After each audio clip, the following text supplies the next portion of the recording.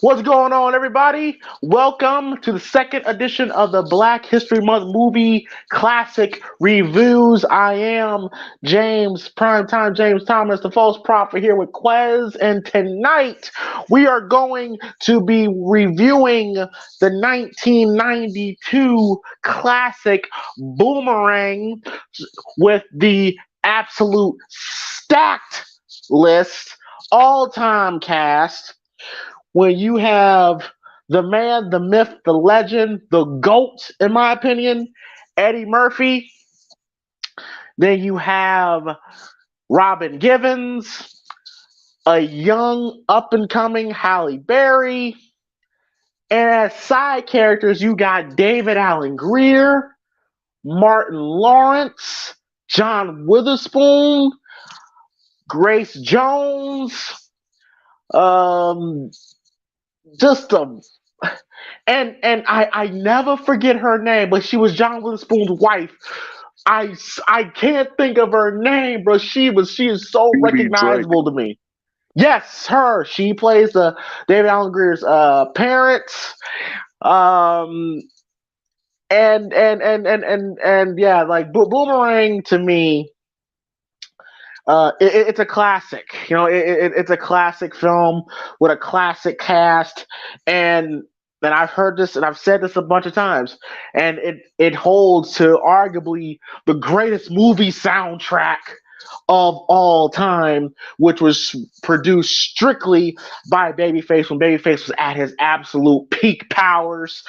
Um, but yeah, man, Boomerang is a movie about a man named Marcus Graham, who is a womanizer, a player, and he is the king of the world. He's rich, young, black. Um, you can have his pick of the litter. He's a top marketing executive at his firm, and it's not until he meets Jacqueline, which is played by Robin Givens, is where his whole world is literally flipped upside down to the point where the player becomes played. And so much so, he becomes a damn laughing stock in his own office. And in the meantime, you got young up and coming Angela, which is starring a young Halle Berry, who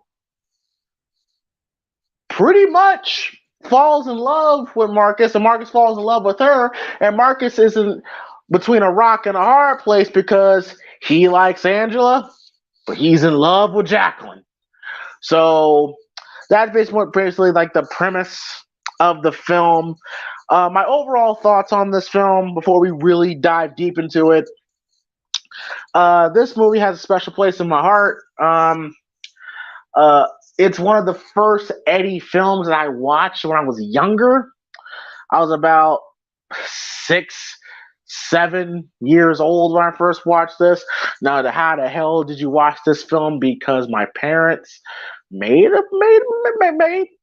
made made, made some money, made a few bit of change, and was able to get the black box. And the black box was, we have direct TVs and all that stuff now. Well, we had this thing called a black box where you get all the premium channels. And HBO is one of those premium channels. And I remember one night, late at night, on a weekend, I was back when, staying up past 10, 11 p.m. was considered a big deal. Boomerang came on, and that's when I first started becoming a fan of Eddie Murphy. And this started my crush, Robin Givens. But but yeah, Boomerang to me, I've always enjoyed this film. I thought it's very well acted all the way around. Even though I do not agree with of the actions of most of these people, hell, I'm gonna go ahead and say it right now, Quez. I think all three of these people, Angela, Marcus, and Jacqueline, all of them ain't shit. Every single one of them ain't shit. And I'm just gonna say it right now, Marcus and Angela didn't deserve to be together. I'm just gonna say it right now. They did not deserve to be together. I thought that shit kind of felt a little too forced. in my opinion. But we'll get to it when we get to it. But you have Eddie Murphy, who's still in his prime, one of the greatest runs in movie history. You have a young Martin Lawrence who is literally about to start the Martin Show. David Alan Grier, who's at this point the height of In Living Color's popularity. You have a Robin Givens who, to the director's credit, director of House Party, he was hesitant to cast Robin Givens because this was right after the Mike Tyson situation. Right after, Robin Givens was very much hated amongst the people after the Mike Tyson situation. So the fact they casted Robin Givens in this role is ballsy on their part. And it turned out it was perfect casting. It was perfect. Now, she played this role to perfection. And then you have a Halle Berry, who Academy Award winner, um, who I think just did Strictly Business and Last Boy Scout. This was her breakout role. And the movie is funny, has some serious moments to it, and some it has a lot of life lessons on what not to do when it comes to women. Because we're gonna break it down with Marcus. Marcus, he claims he was the man, but to me, he was not really that dude, bro. But yeah, Boomerang to me is a classic. Always enjoyed this film, and I'm looking forward to breaking this down. Quez? Excuse me. A little bit of transparency. In getting ready to review this movie, this was actually my first time that I've ever watched Boomerang. I've heard of it, never seen it, but I will always hear James discuss it. And especially since we started doing these reviews a couple years ago, he would always bring up Boomerang. And even in the commentaries, if you go back and if you watch them a long time, you would always hear James mention the movie about Boomerang and the lineup that it had. And he always wanted to review this in some form or fashion. And when we got to planning out the lineup this year for the movies that we were going to discuss, I felt like, what was one of these movies that was like a comedy story that we would always have in the flux, but it was like a love story and whatever that we haven't covered yet. And I immediately thought of like, you know what? We can cover Boomerang, because it was between Boomerang and The Best Man. And we decided to go with Boomerang because, I know James wanted to discuss this movie a lot and its context and the status that it upheld, because he says it aged well and all that. But also, I've never seen it, and I've been intrigued to see what the movie was about. So watched it last night in preparation for it. And honestly, this was a solid movie. There was a couple parts that we're going to go into it I didn't really truly care for like that. But I felt like Eddie Murphy played his role very well. The casting was stacked, as James went over everybody that was starring and some of the stars with it. Also want to mention Tisha Campbell that played Marcus's next door neighbor. Yvonne, yeah. Yvonne / hater. She was hating on him every chance she could. But it was funny. She was hilarious. And with everybody else in the movie, it was casted pretty much near perfection. Oh, and also I've also forgot a young Chris Rock. Pookie, yeah. Looking at watching the movie, I was like, oh, that's Chris Rock. He don't look nothing like what he looked like, even during the Bring the Pain days, with his specials. This was young Chris Rock. And he was doing his thing too in the role that he had.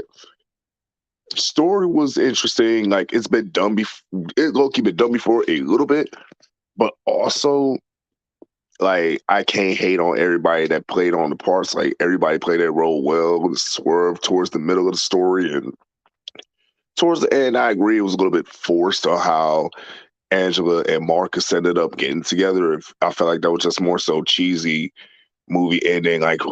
He had to get one. Why not the girl that was perceived as the good girl? I can't breathe. I can't breathe without you. I can't breathe. I'm like, get the fuck out of here. No, no. When we get to there, I'm saving that part. I'm saving that part when we get to there.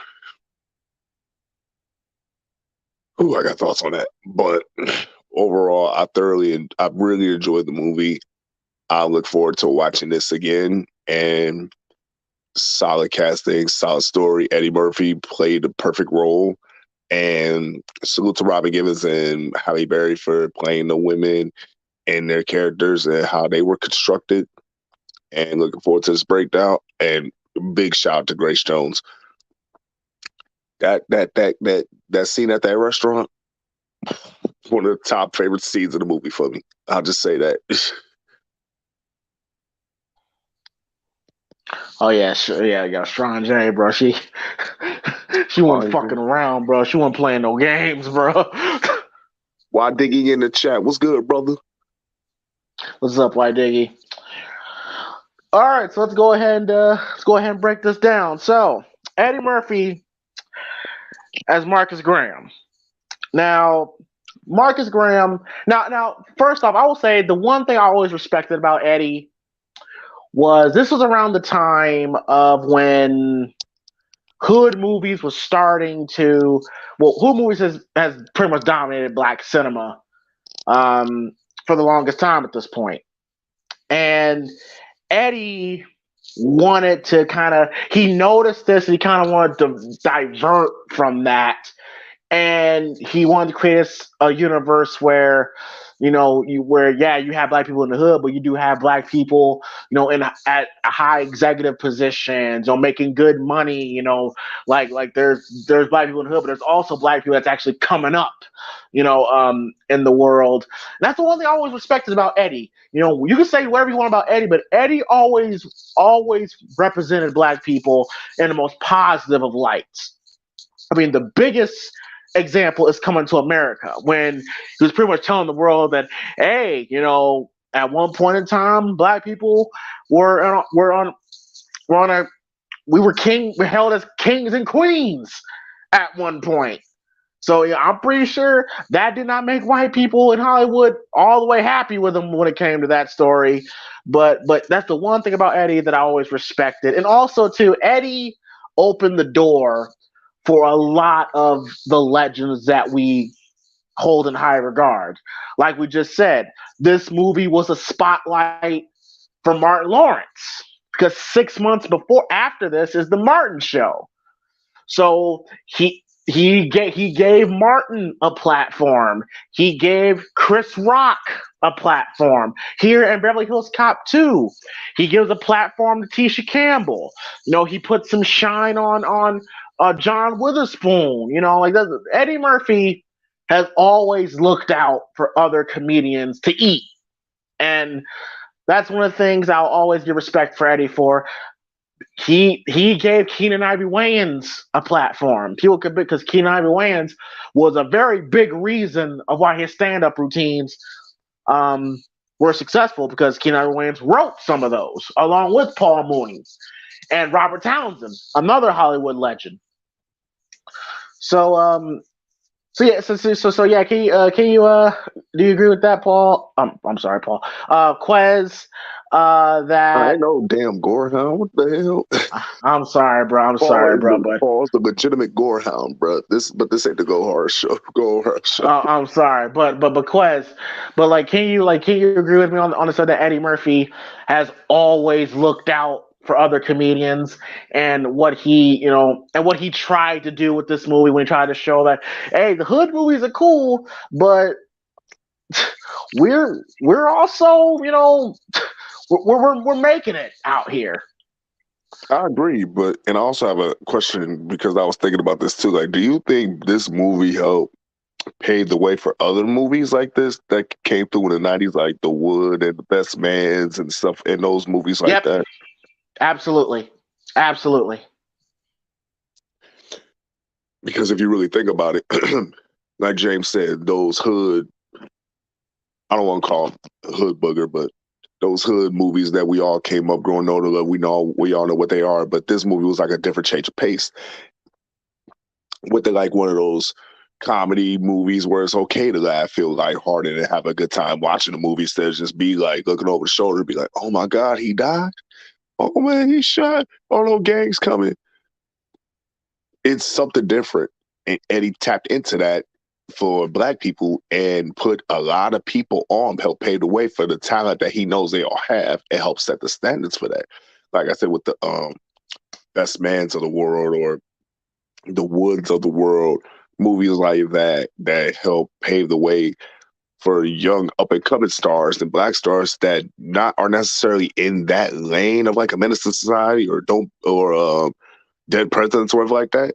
And they still got that shine in their lane of acting that they want to do and the stories that they want to tell. That gives the versatility. That's what made that era of black movies in the 90s so strong, because it wasn't put in a box. And he helped bring that to life with the movies that he brought up and was influenced by others going on. And of course, the hood classics. So definitely credit to Eddie for that. And always like helping put talent on no matter what projects that he was on going forward. And it's always in all the movies, in a lot of movies that he's been in. Like you mentioned, we've already brought up Coming to America and how stacked that was.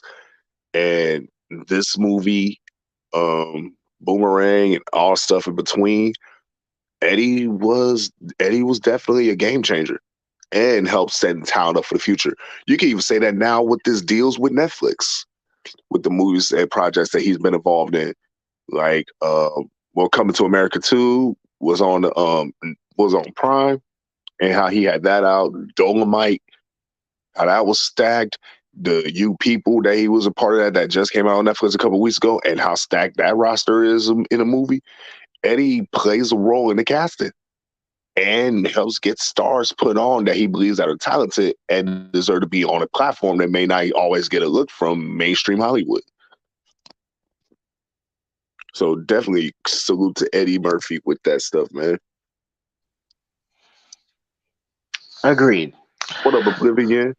And Why Diggy said yes, this was a precursor to those movies, so he agreed. And Why Diggy also mentioned and you mentioned this movie off the air when we were discussing it, Harlem Nights. Yep, Harlem Nights as well. But yeah, but Eddie Murphy, like I said, he's my favorite actor / comedian / actor.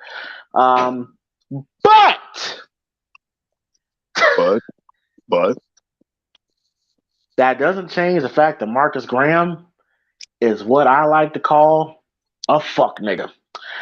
Now, Marcus Graham is a womanizing.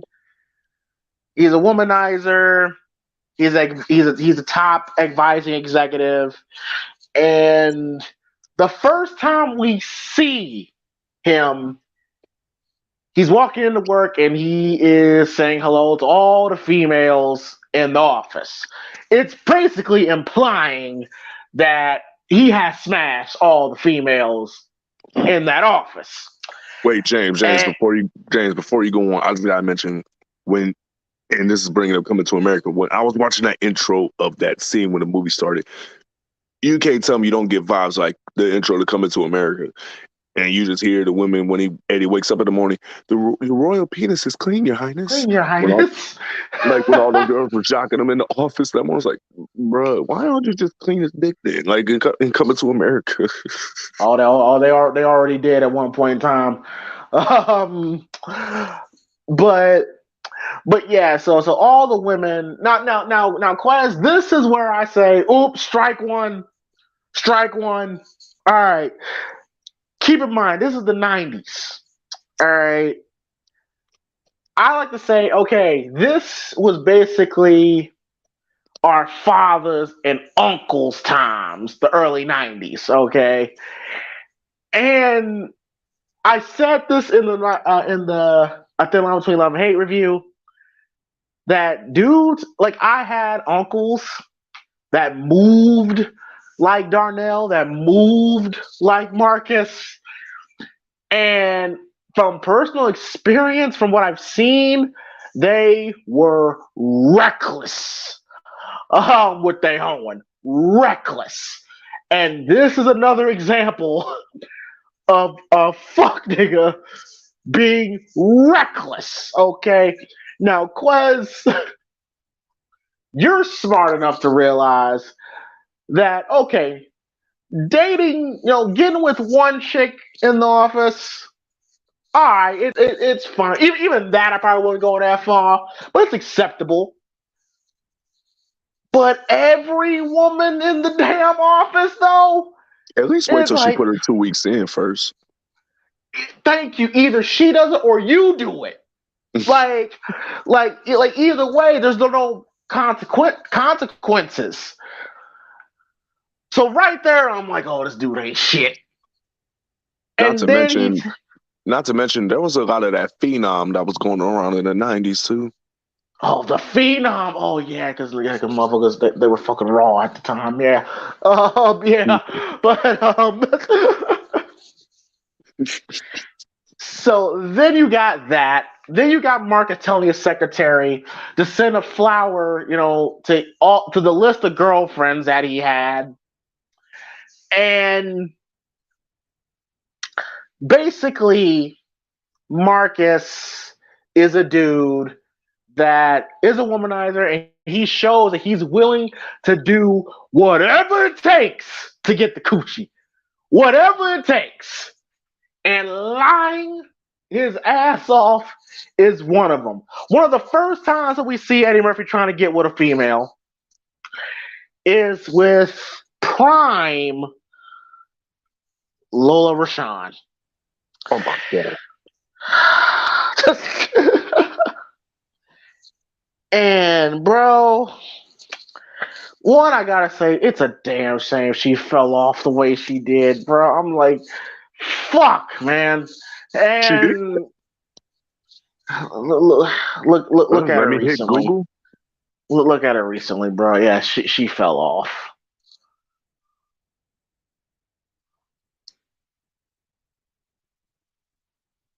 I was waiting for Quez's reaction.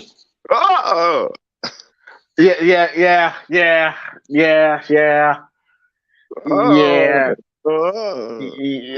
Now you know how I felt. Now you know how I felt when Janet gained the weight, bro. It was sad. No disrespect, but damn. No disrespect. Yeah. It's a damn shame though. Like from here to waiting to exhale, she was bad as hell. And but anyway, so one of the first time we see Marcus, actively trying to get a female. You see, because you think Marcus, like I said, who's young, clearly got money, you know, you know, you know, good looking. You would think that okay, all he would really have to do is just, just walk up to her, holler at her. Not Marcus Graham. This man jumps through hoops. First of all, he offers this couple $20, which in '92 is fucking $50, and for a leash. And this man lies about losing his dog just to get Lola Rashawn's number. James, you set me up, bro. Hey, No, bro. I'm not even talking about the. You sent me because I didn't know this, and why did he put it in the chat? I was like, maybe something was up, and apparently she has a condition. So I researched it real quick, and unfortunately, she does suffer from lupus. Okay, all right. And that can affect like body wise and like body health and stuff like that, and weight gain and everything else, and like appearance and things of that nature. So hopefully she's doing well, as she has that lupus maintained and stuff like that, the best way that she can. All right. Okay. All right. I'm just saying, it's still pretty fucked up. That she went from this to that. But yeah. So he's lying his ass off. And Quez, what was your reaction to Marcus's approach? to getting the number and literally have to put on this front just to get some ass, which he could have easily gotten if he just spoke to her, but which we'll find out in later on their date that she wasn't the brightest crayon in the box. But yeah, what was your reaction to this? Immediate reaction was like, you don't see dudes going to that thing to get girls like that no more. That style been there, gone with the wind. You know, I get that wasn't there for like entertainment purposes or whatever, but he just, and I agree with you. He didn't have to go to those legs, but it's just more so like he likes to show off in many ways that he can go and scheme these girls by playing them to what their vices are, what their attractions are, what their passions are. Like he's seen with Legal Rashawn's character. She was walking her dog. She obviously likes dogs. What's better to connect with a girl that likes dogs? You have a dog. It's an easy topic of discussion. And if you don't have a dog ran away. So he gets the sympathy points and the number. So that's something too. And that was the most expensive dog leash that I was probably ever seen bought ever in my life. But he can do that. He had the bread and like, go take that money. So But Quez though, okay, I see your point, but it kind of gets to a point where you have to keep the lie. Because what's the first thing she asks when she comes to the house? Where's Kirby? And he has to lie again to justify the dog not being there. So it's like a cycle. It's like, bro, you lying your ass off right now, bro. But here's the thing, though. I didn't like the lie either. He could have just said the dog still went missing because you just found him after just the same day. You could have just played that up. It's like, no, the dog's at the groomer. And I'm looking at it, bro, it's dark outside. Like, what groomer is open this time of night? You know what I'm saying? So, well again, we find out 2 seconds that she's not bright. yeah. Yes, yeah, but still though, like he was a little light on his thinking with that, but it ended up it worked out. It worked out. Yeah, it worked out, but okay, so he gets the digits and she comes over and then we quickly learn that she's kind of a goofy, like Quez, I don't know about you. Before we get to that point, he gets the date, and this is when, dudes, this is the early 90s. Keith Sweat was in demand, Babyface was in demand. This is when dudes, tried to wine and dine these chicks. So he's setting the day up, got the candles, got the soft music playing, all that stuff. And then we get Yvonne. She hater, turn your head round, lay on the floor. You've been playing. Nah, bruh. Nah, first of all, Tisha Campbell. Listen, the one thing I always say about Tisha Campbell, when she plays comedic roles, does not get her just due. She can be funny as hell. One of the best episodes of Real Husbands of Hollywood, I think there was strictly the wives episode, and Tisha Campbell was at the forefront of that, and she was fucking hilarious. She was basically playing the Yvonne character, but as Tisha Campbell on that show. And she's great, and she's great here. Her timing is flawless.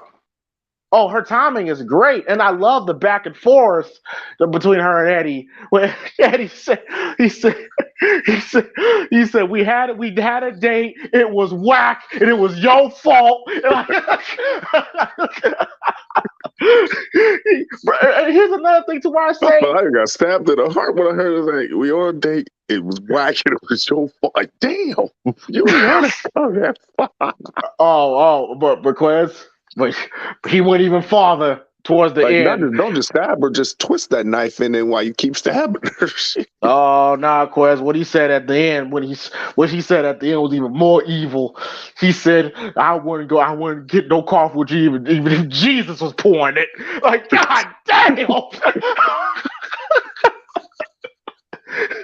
God, even if Jesus was pouring it.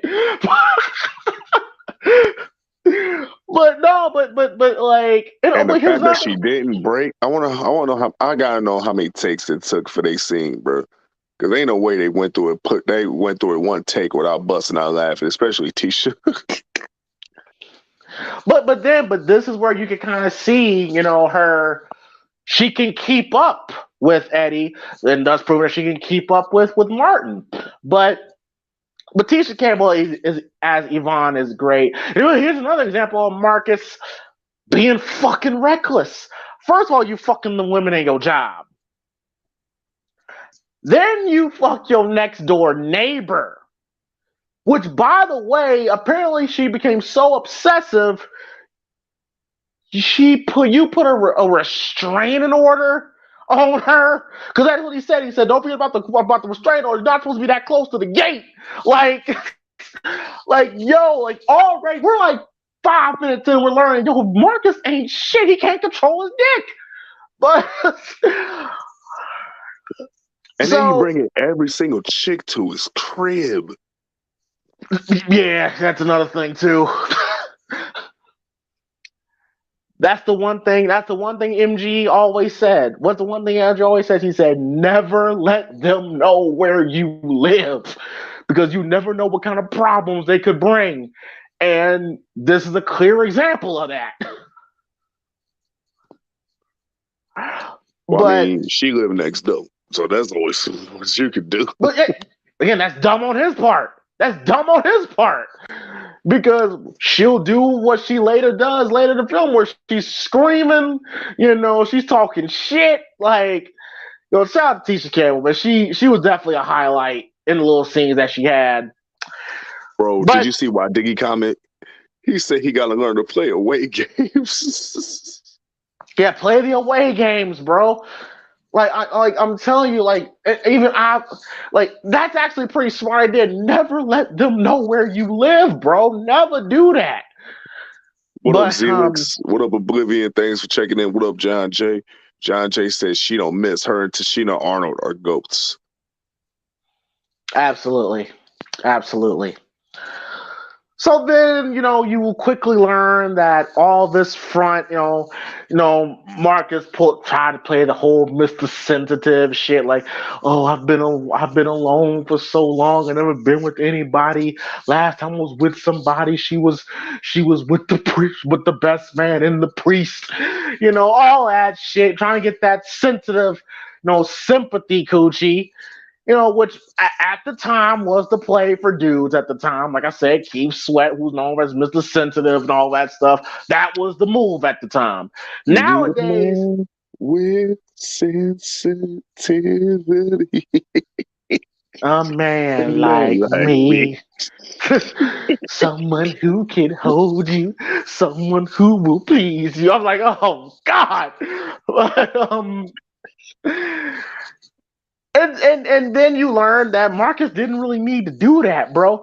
Like, I'm telling you, Quez, the moment I would have cut the act, if it was me in this situation, the moment she started doing knock knock jokes, that's when I've been like, okay, I can cut the act off now. She's clearly a goofy. You know what I mean? Knock knock. Who's there? Okay. A scared little boy named Marcus. I'm like, oh shit. Yeah,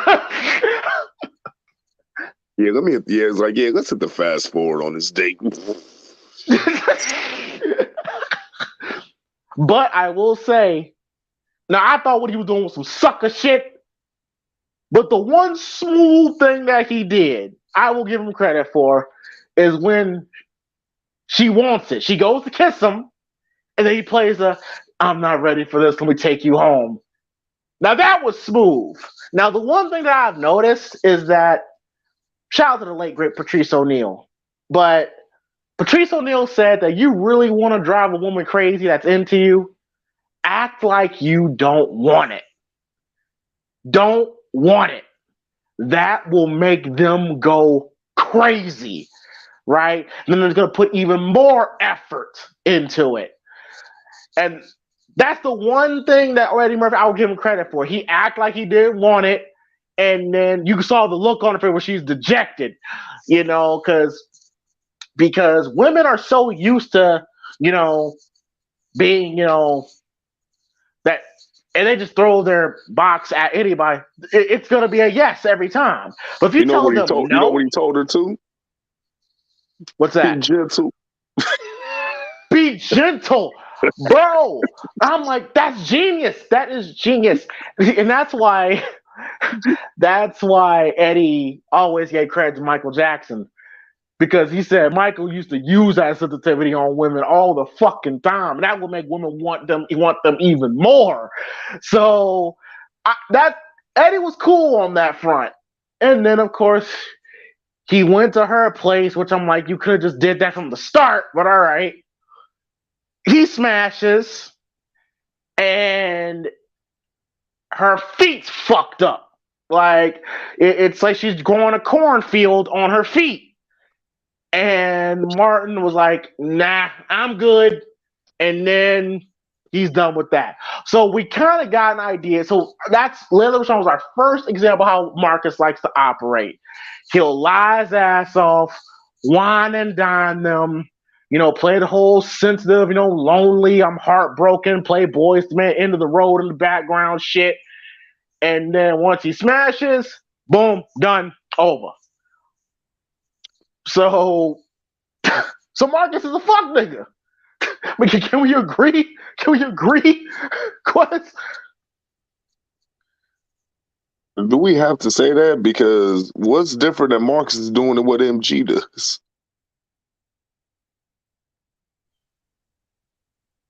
Once again, MG himself has said he ain't shit. So, but if that shoe fits,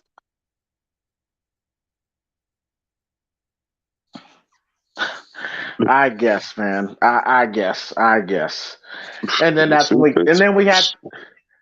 And then we had the classic, the classic rant, like she had hammer time feet, man, hammer time.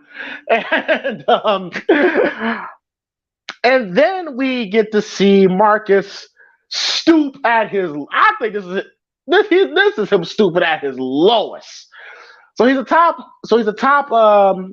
marketing executive, and then his company is going to have a merger with a Lady Eloise, played by the late great Eartha Kitt. Shit, Rihanna before Rihanna.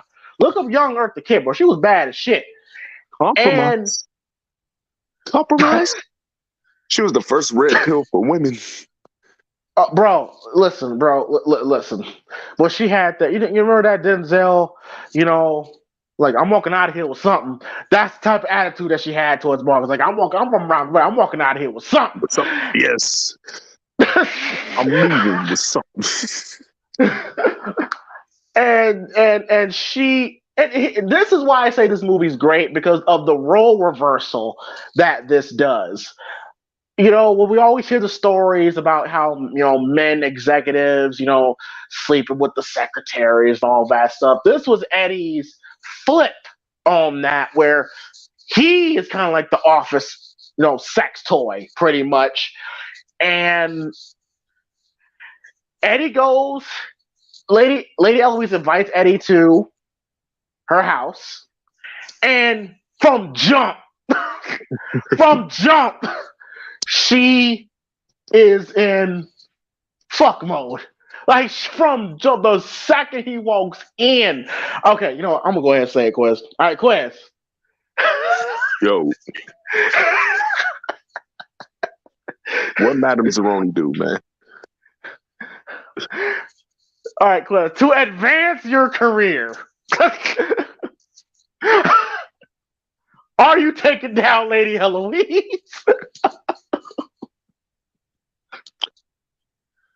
No. You ain't taking Lady Eloise down, bro?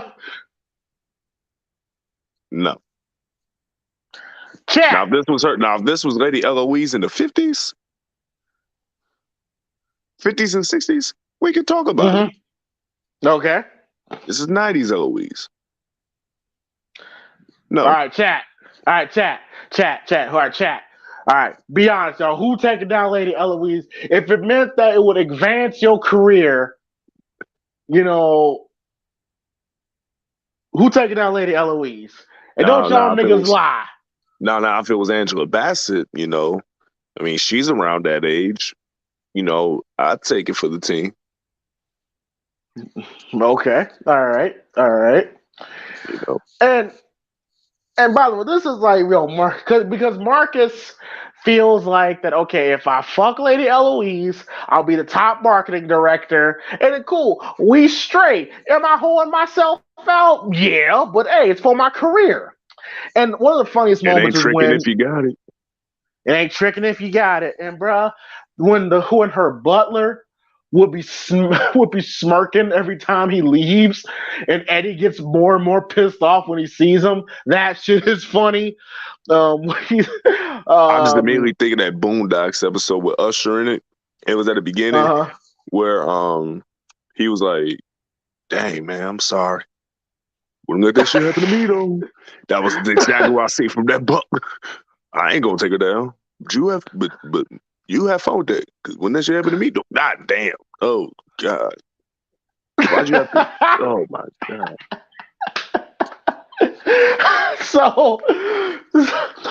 So he goes to fuck Lady Eloise, man. And it was a funny moment when he's like, can we turn the lights off? She turns it off, and then he says, can you make it just a little bit darker? Even though the shit's already pitch black. So and you know this movie's so dated when she turned the lights off with the clapper. The clapper, bro. Clap on the clapper. So Marcus has shown us quickly how far he's willing to go, not only smash, but to advance his career. Quez, how you feeling about Marcus so far? What's wrong with this dude? I think I was thinking I think he had a sex addiction or something. Like, dude, no. Like, look at the comment section. John J, nah, I'll pass. Why Diggy? Nah, Catwoman ain't aged that well. And then John J said, Angela Bassett, Viola Davis. Hell, I even do Loretta Devine, but I ain't taking down Lady Eloise. That's the okay. I relax a little bit about Loretta Devine now. We're gonna come on now, relax on that, bro. That last one is a stretch. That's somebody's grandma. I mean, all of them probably like a grandma, but that's like no, like you look at Loretta Devine. You looking at the lady that go to your church with them big hats. Like I can't no. Even Viola Davis is a stretch.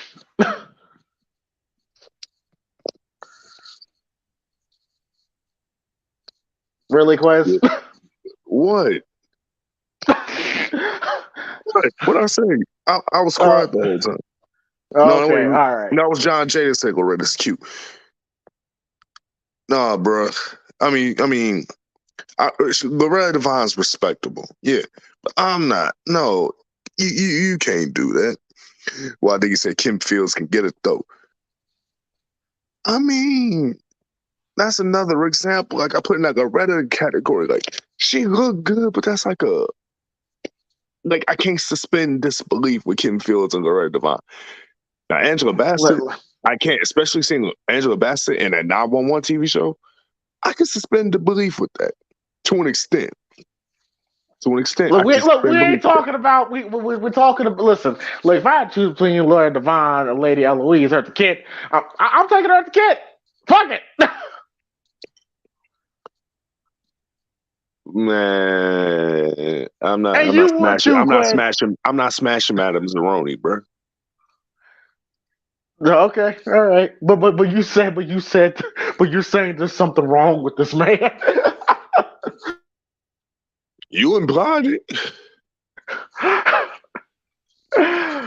Okay, so all right, so then then we found out he did that shit for nothing. He did that for nothing. That's what makes that shit hurt, bro. He did that for nothing. And that hurt him when he found out. My gosh. And she would do those. And she would do those purr noises. Like, I mean, I think that's a reference to her Catwoman days because she did that for Catwoman all the time. So then he meets. Then we get to the devil. Oh, okay, the devil. Oh, okay, so we're saying that Jacqueline possesses the devil's coochie. What did Belle Biv DeVoe say? That girl is poison. Oh shit. Okay, so red flag. So Robin Givens plays Jacqueline. And I love how it's funny how every time when Marcus sees a fine chick, you hear a dog barking, the roof, like like the dog in him comes out every time. Because that's how, look, that's how us guys are, okay? When we see a fine chick, we would just become laser focused and we just go at her. Now, how he does it is fucking pathetic. And she calls him out on it. Like, oh my God, you're the most beautiful woman I've ever seen and all that stuff. Listen, women in 2023, if you told them that, oh my God, you're the most beautiful woman I've ever seen, I just had to talk to you, like Robin Givens, she would look at you like as a punk. See, that's pathetic, Keep in mind, folks, women don't really want the compliments like that, okay? Like, they don't need to be wined and dined.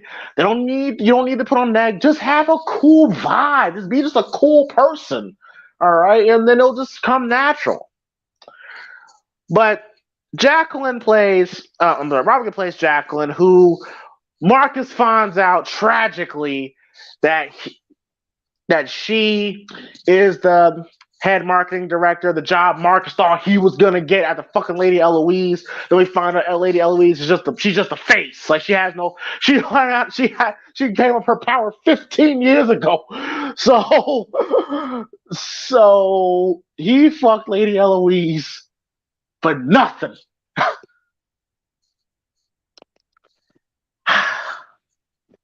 Probably still give him nightmares. Oh, remember he saw her poster and he started shaking. He was traumatized. Yeah, exactly. So Robin Givens plays Jacqueline, and I will say Jacqueline, we learned throughout this film, is the female version of Marcus, and she completely flips the script on Marcus to the point where he becomes pussy whipped. The aura that he had in the beginning of the film is completely gone. She played this man like a complete fiddle, and it was funny to watch, man. To see Eddie go from Mr. Cool, said like, I got this is my Mac Daddy vibe and all that stuff, and Quez, she told him in the very beginning. That I don't date people that I work with. That was a clear signal that we can fool around, but that's it. Marcus looked at it completely different. She was giving him clues. He just never acted on it. You know what I'm saying? Look, at the end of the day, Quez, all Jacqueline had to do, all Marcus had to do was just play along. Jacqueline basically said, look, I just want to be fuck buddies. All Marcus had to do was just play along. But no, because that coochie was so good and her feet were perfect, Marcus couldn't handle it. And I thought Robin Givens gives a great performance. And I think Jacqueline, Quez calls her the devil. I will say that she ain't shit, but God damn no. what's your thoughts on Jacqueline as a character? I mean, I agree with you. Where it's like, y'all could just be smash buddies or whatever, and not look for anything serious. And if Marcus was in his right mind, they could have been that. But he just got caught up in the feelings off the bungee, just off a first look, and he just had to have her to the point where he was trying to do wherever she thinks she was trying to do, go where she was trying to go, you know, make way to make himself available at certain events. Like at one time, he was waiting outside of a show that she liked to go on a date with her, and she showed up late. The way he would go out his way for he would never do that to no other woman, and she knew it. When they first linked up, and they had their smash session after a while, and he had her hooked, and he was hooked on her, and she knew it. And granted, that's the same thing Marcus was doing to women, but still, two wrongs don't make a right.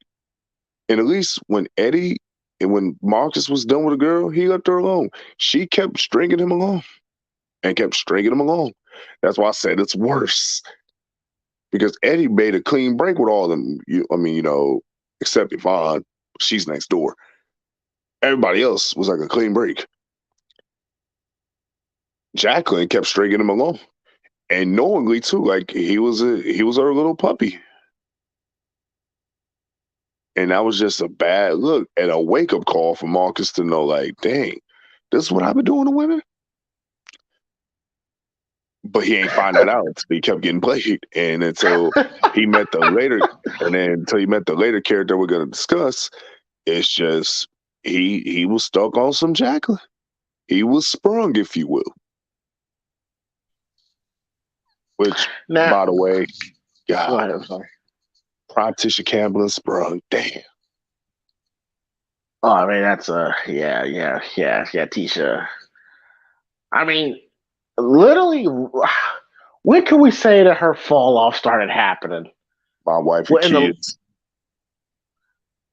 In the later seasons, because in the early seasons she was still bad. Yeah, but well. Here's the thing: she was, and then she took that break, and then she came back. Which I think she had like her first kid at the time. Because remember when she got back, and they was reading into the script where she gained all that weight, and they gave her that makeover, and then she went back and lost the weight. Mm-hmm. So that was making her back like stable, but then, like towards the end of the seasons, and then like when she was on Everybody Hates Chris, that's when it started dropping. And it really was parallel in comparison when you had Tisha Campbell guest starred on like the last season, the fourth season of Everybody Hates Chris, and she was doing those scenes with Tichina Arnold where Gina and Pam back together again. Pam still looked prime, low key. And Tisha was on that, I guess, type range where it's like not prime, but not all the way bad yet. But you could tell like she was facing that wall. Tichina Arnold was still cooking. So I would say by like mid late 2000s, which is still a good run. Which is still a good run though, to an extent. Now, Quez, let me ask you this, Quez. This is where I say Marcus fucked up. Which time? Okay. Their first date, when he brings her over to the house again, tried to play the act, and then first of all, shout out to Marcus. First of all, his apartment was fly shit. Fly apartment. High ceilings, spacious, clean, good kitchen. Yeah, fellas, if y'all have your own pad, keep that shit clean and tidy, because whenever a chick come over, bro, you gotta, use this movie as a guiding tool how to keep your shit, looking nice.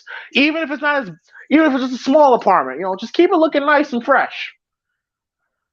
So the first date they do, okay, where she the chess game that is played between Jacqueline and Marcus, I think is brilliant. Where she's showing she's not interested in him. She didn't care about the whole whining, dining shit. All she just wanted was to watch the basketball game and just have a beer. Now I'm just like, yo, Marcus, she's telling you right there, bro. She doesn't want. She just wants to just chill, Like, bro, he could have just had her.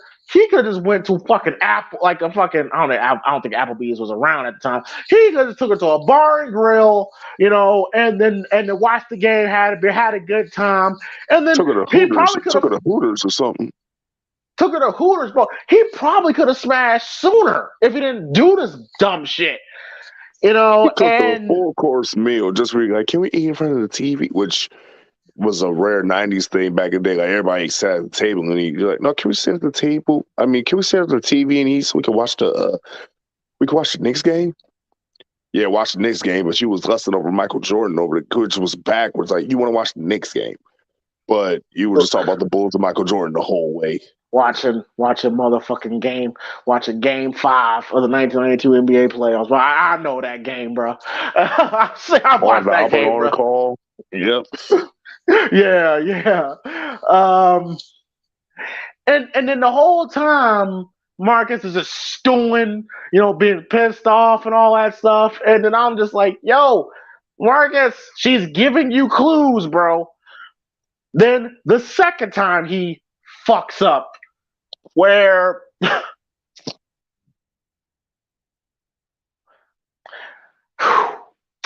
the scene when you say he gets the tickets, right? She stands him up.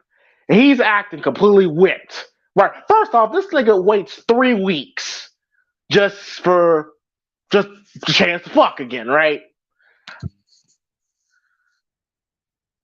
Now, Quez, we are to believe that Marcus has a slew of women, right?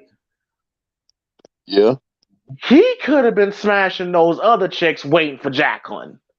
This nigga waited a whole month just to get with Jacqueline again. He was committed, bro. So he's calling 911, checking. He acts like a complete bitch. And now I can just see you now, Quez. When I watch this scene, I'm like, I could just imagine Quez right now. When he's mad at Jacqueline and all that stuff, and she's like, okay, you're mad at me. I guess I'll just go.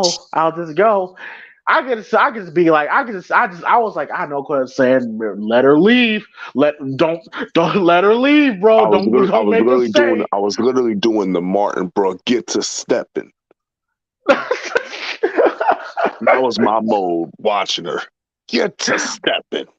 Bro, I think, listen, that's the right way he should have went.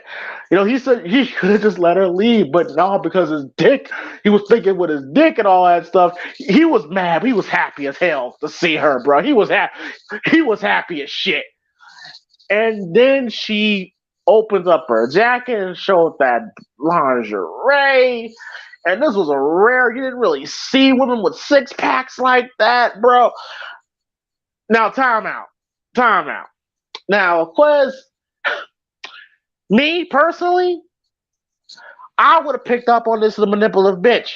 Because, one, again, Eddie even said she knew she was wrong. So, she comes over in the rain wearing nothing but a jacket. Listen, I don't give a fuck if you prime Janet Well, this is the thing. This is where. No. Yep. We just acknowledged. You just walked back, prime Janet. You just like, okay, Janet. Well, actually, you know what? I can make an exception. No. Here's the thing. Because this is what gave Jacqueline power, bro. She played chess where she's like, okay, he told Jacqueline she could fuck up as many times as she wants, just as long as she throws it at him, everything will be cool, right? And that's why I heard MG talk about this. You never put Coochie on a pedestal, bro. You have to hold masculine frame, bro. How much you would have bet Jacqueline would have been more turned on by Marcus if he just fucking kicked her out the apartment? Right? I would bet she would have been As you more. can see later on in the movie where certain events played out, that's exactly what would have happened. Like if she looked at Marcus and was like, wait a minute, he's not that guaranteed option like I thought it was. Like how he tried to play it off earlier, it was like, hey, next time you hit me up, I can have 2, 3, 4 more girls that I sleep with before you call back. And Exactly. she read it on him. She ain't believe him. It was all cap. Exactly.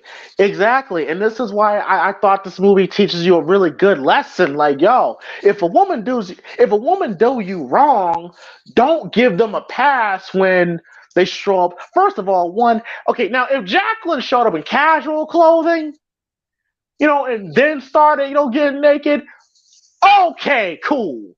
But you fucking planned this shit out, bro. You knew you was wrong, and you knew that. That's all right. I'll just show him this and give it to him, and and give him that good, and it'll be all cool. And it was. So, Quez, what was your thoughts on this whole chess game between Marcus and Jacqueline with that first date, and when the day when she stood him up and she completely played him? That she would be forever lonely. God damn, really? Is Robin married now? Oh, so you're saying Robin ain't acting. You say this is really her. This is her. Well, you're starting to put the pieces together. Yeah. Especially in that picture, she had Marcus wrapped right around her little red painted fingers, playing played him like a fiddle. And either Marcus didn't care or he did care, and he just didn't. He knew it. He knew it too. He knew what he knew what she was doing, but he couldn't shake it because the box was too strong. His feelings was too strong. He thought he could be that one dude in her life to break that cycle. Like, what if I could be that man? Give me that chance. And she wasn't up for it, And something tells me this wasn't the first sucker she played. So that's how she knew about the whole routine. Tall black dude, wealthy. Well, not wealthy. A lot of money. Takes care of himself. Has his own crib, cars. That lifestyle, she wants that. Not saying she doesn't have that, but she knows anything goes good, bad, or different. She knows she cool because she got a brother with money that can wait on her. And that's what Jacqueline did. You know what I'm saying? And Marcus just played himself with that, especially that if you come over in the rain after I was supposed to be seeing you, Ben sees you in no contact. If I was doing all the measures that Marcus did, I would have been like, you know what? I'm cool on you. And then, and this is just me personally, no girl could ever come over with just a jacket on, with just like a lingerie underneath to be like, well, how can I make it feel better? First of all, that's pneumonia weather. Ain't no way I would trust you to touch me walking all the way where he was from in the rain. That's how you get sick. And on top of all that, including that, I'm getting streetwalker vibes, 304 vibes. Like I wouldn't be able to get into it with just you and you operating in that manner. Like that gives streetwalker. All right. Quez. Fuck it. All right, Quez. You're into Janelle Monáe. All right. You go on a date with Janelle Monáe. She stands you up.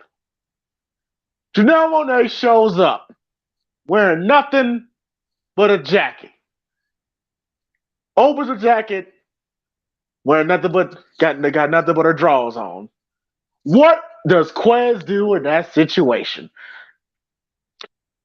Even if it was Janelle, I don't care if it was Janelle Monáe. I don't care if it was Jill Scott. I don't care if it was Bianca Belair. It's something in my head that I cannot take seriously. It's just like, as a woman, to respect yourself, to come over and that type of get up with just underwear on under a big ass jacket. I'm just like, that just speaks 304. That just speaks. I can't get with it now.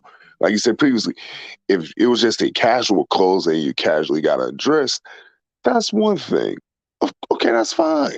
But just that, I never got the appeal of that with the big trench coat and the panties and lingerie on underneath. I never got the appeal with that. Well, I'm glad you said that, Merc, because Marcus, there was a rumor Believe you because said Eddie that Murphy. jacket's probably cozy. No, but there was a rumor because remember Eddie Murphy and Whitney Houston used to date, and there was a rumor that Whitney showed up to Eddie's hotel room one night wearing nothing but a coat, knocking on Eddie's door. Damn, Eddie. And apparently Eddie didn't answer. And that's what led to their breakup. That's what the rumor is. Oh my God, Eddie is evil. See, I opened the door for Robin Givens, but I'm gonna get your ass outside.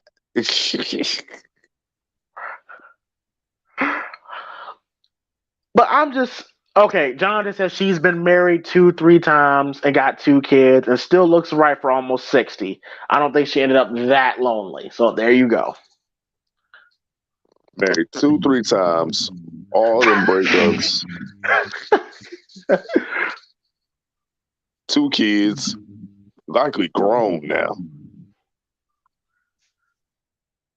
I mean, And now that I think about it, was Robin Givens playing that same fucking game on Malik on the game? yes. There you go. So once again, that's Quez's point. Like she's not playing a character. This is really her.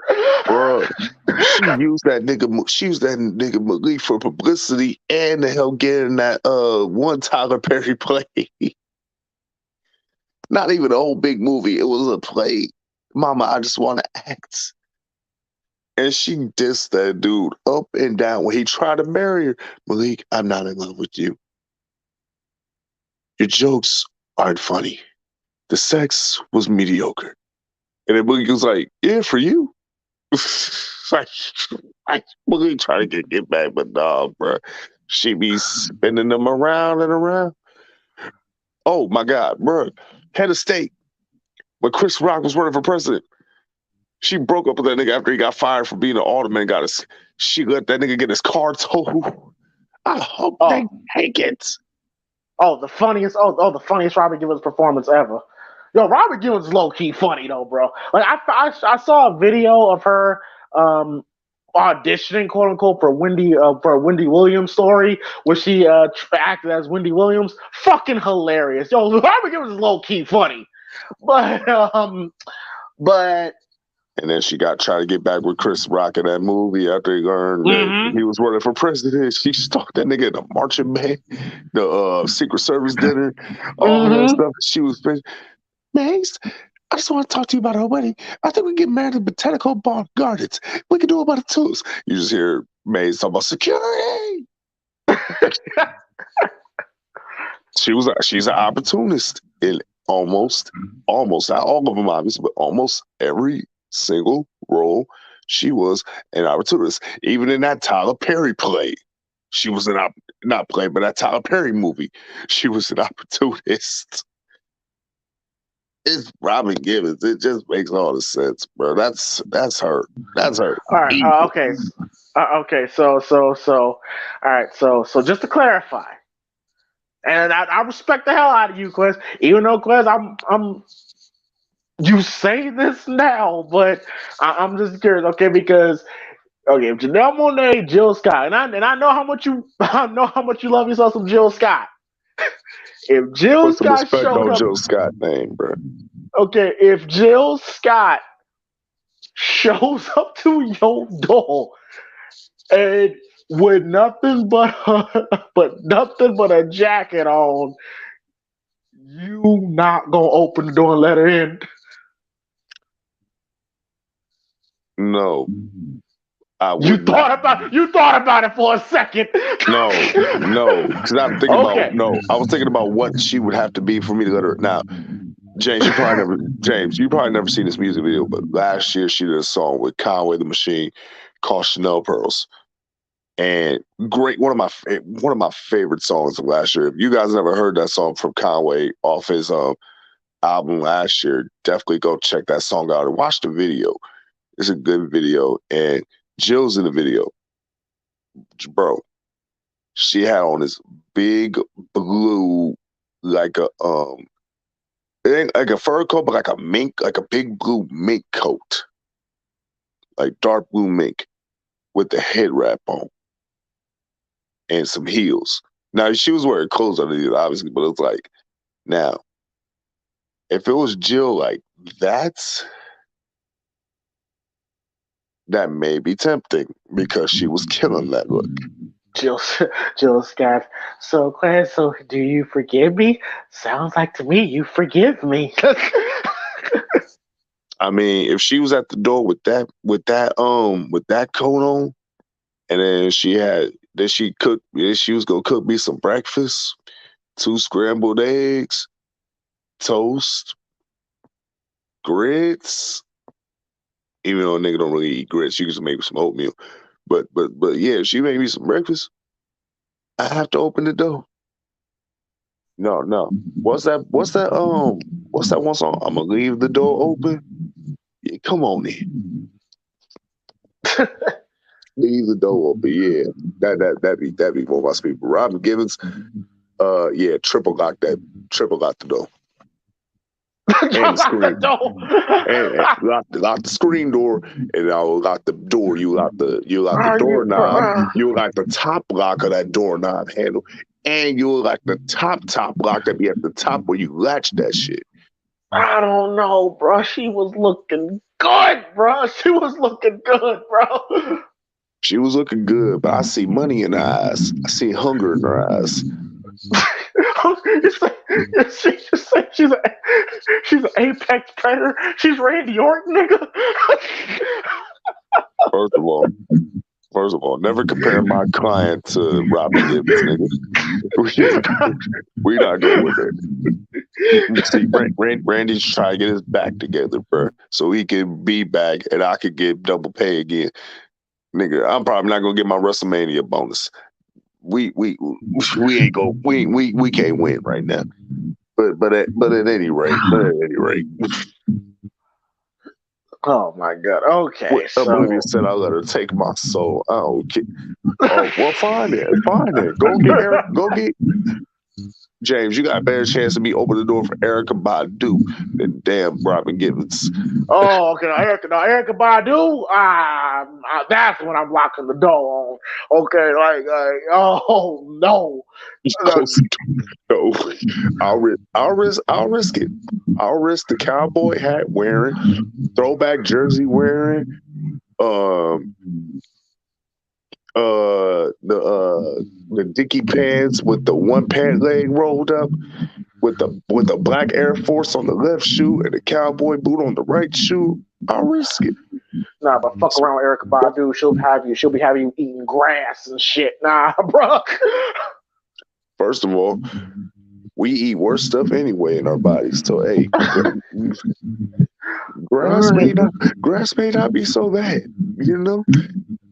But like I said, it just be a comparison. I'm not gonna be actively chasing for Erykah, but if you tell me Erykah, Robin Givens, nigga, give me Erykah 10 times over. I mean, think about it. Erykah box so fine, bro. DOC ain't never found his voice since. Oh, come on, bro. Like, oh shit.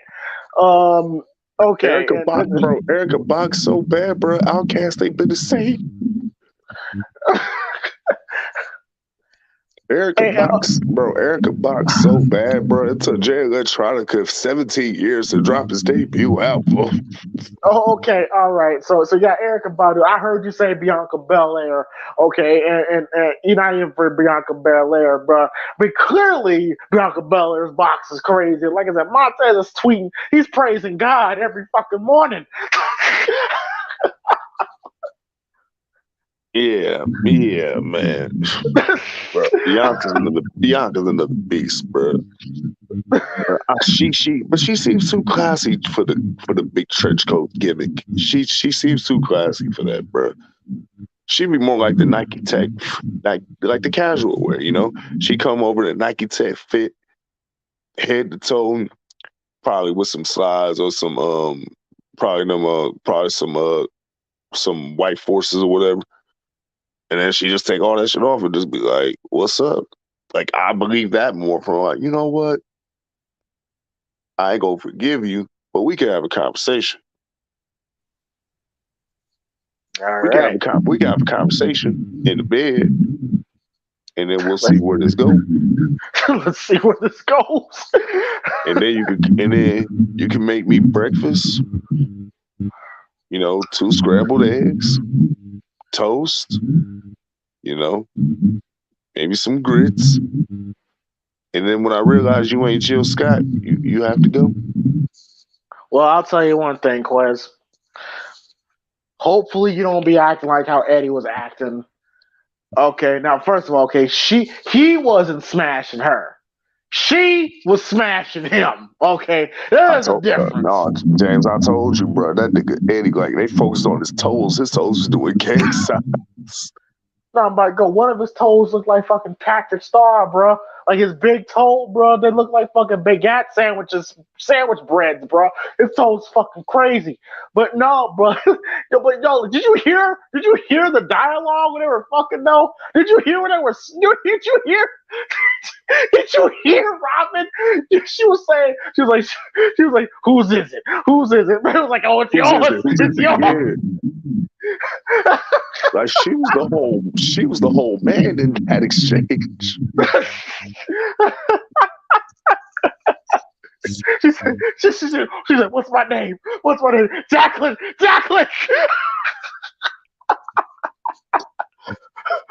Woo! Woo! Yo, only Eddie Murphy can make a sex scene fucking funny as hell, bro. Like, oh yeah, woo! Don't touch me! Don't say nothing! Don't even move! Don't even move! And what was so great about that scene, you could tell that she ain't listen. She kept going. She kept going. And what was so funny, you can see Robert Givens like trying not to laugh at that scene. But bro, she all I can say about that scene is she knows what she's doing. That's all I'm gonna say. She knows what to do. I was like, damn, Robin, shit. But she was fucking the shit out of Eddie. But and then she did the most cold shit where she again, she's a whole dude. She gets her clothes on, goes and leaves the money on the stand. That made me say, ouch. And then Eddie act like a full-on fucking bitch. Did the call me and did that with the cover.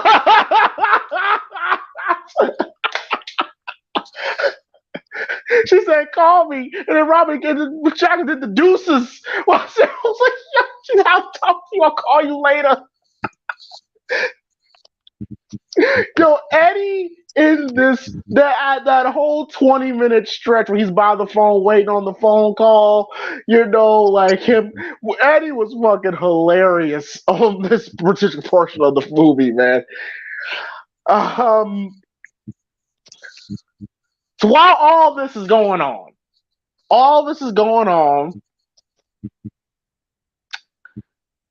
any other words you want to say about Jacqueline?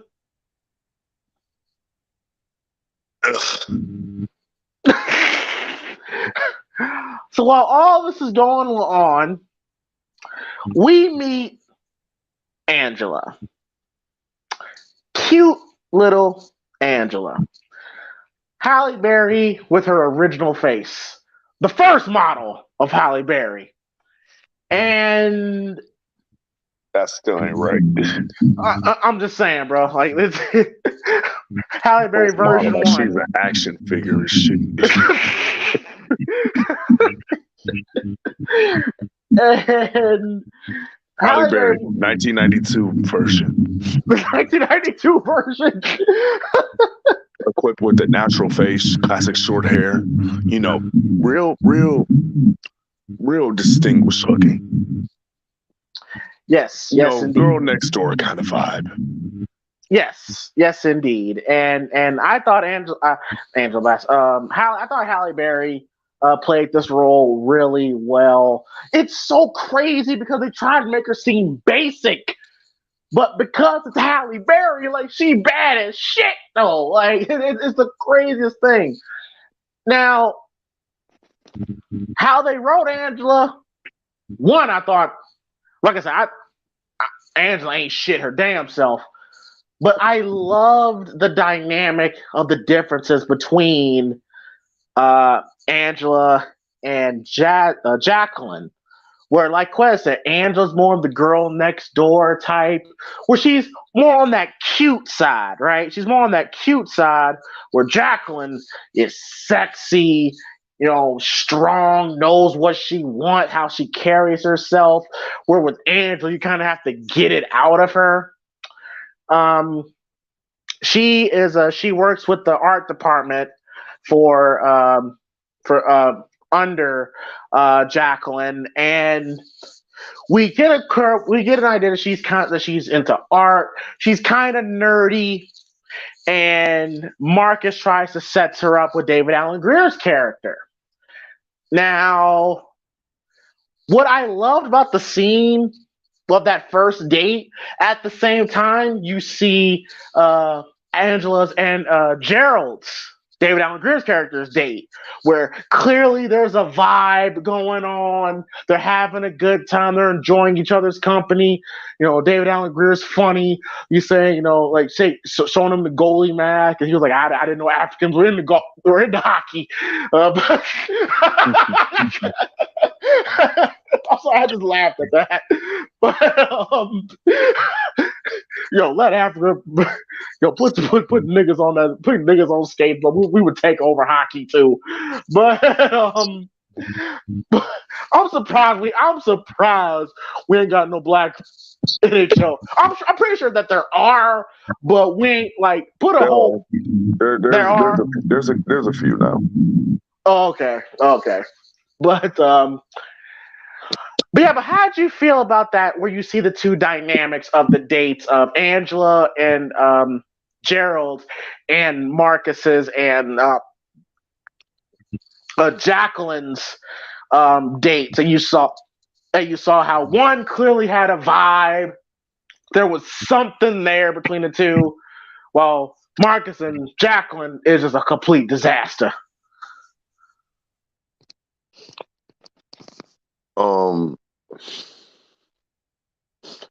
I could tell that Angela and old boy wasn't gonna work out just for how they was introduced. Like Marcus Rush introduced them, like never seen the movie before, but I can already tell like Marcus is gonna find his way to her eventually, somehow, some way.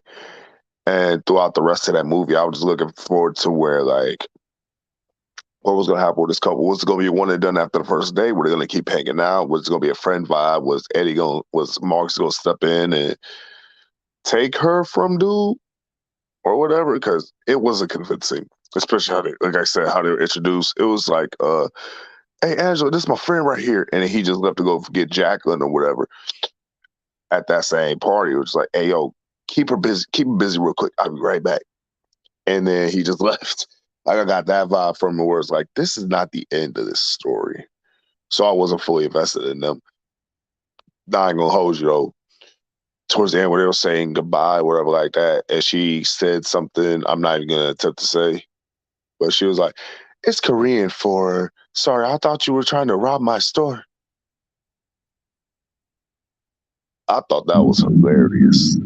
And I also could tell that was an Eddie joke.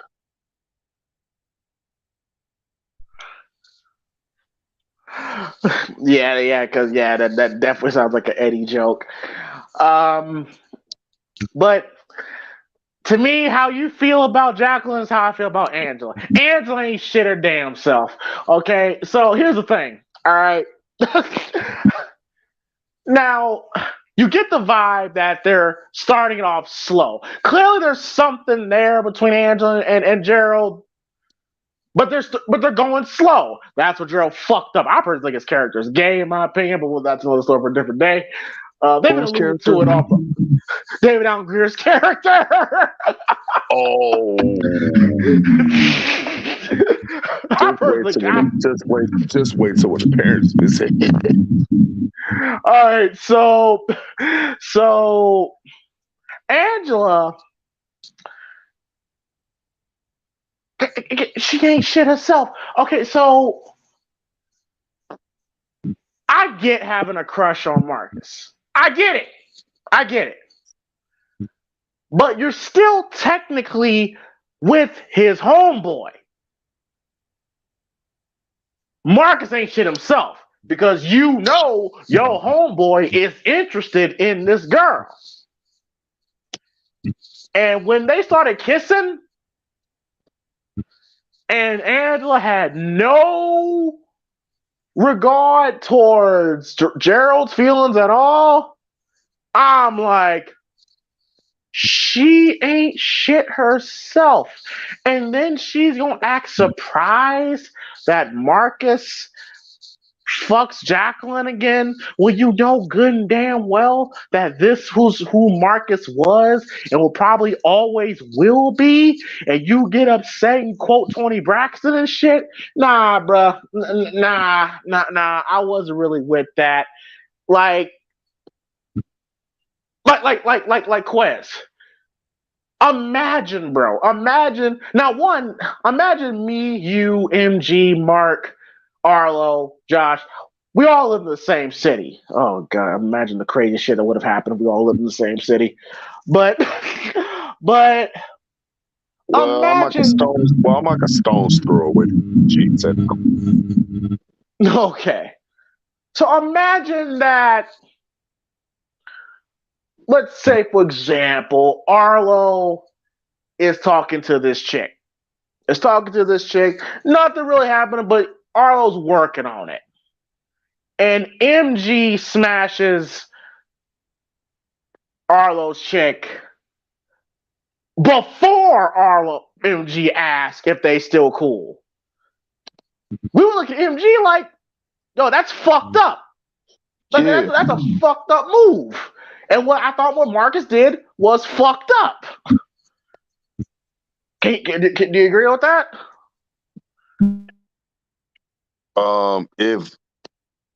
What are you asking?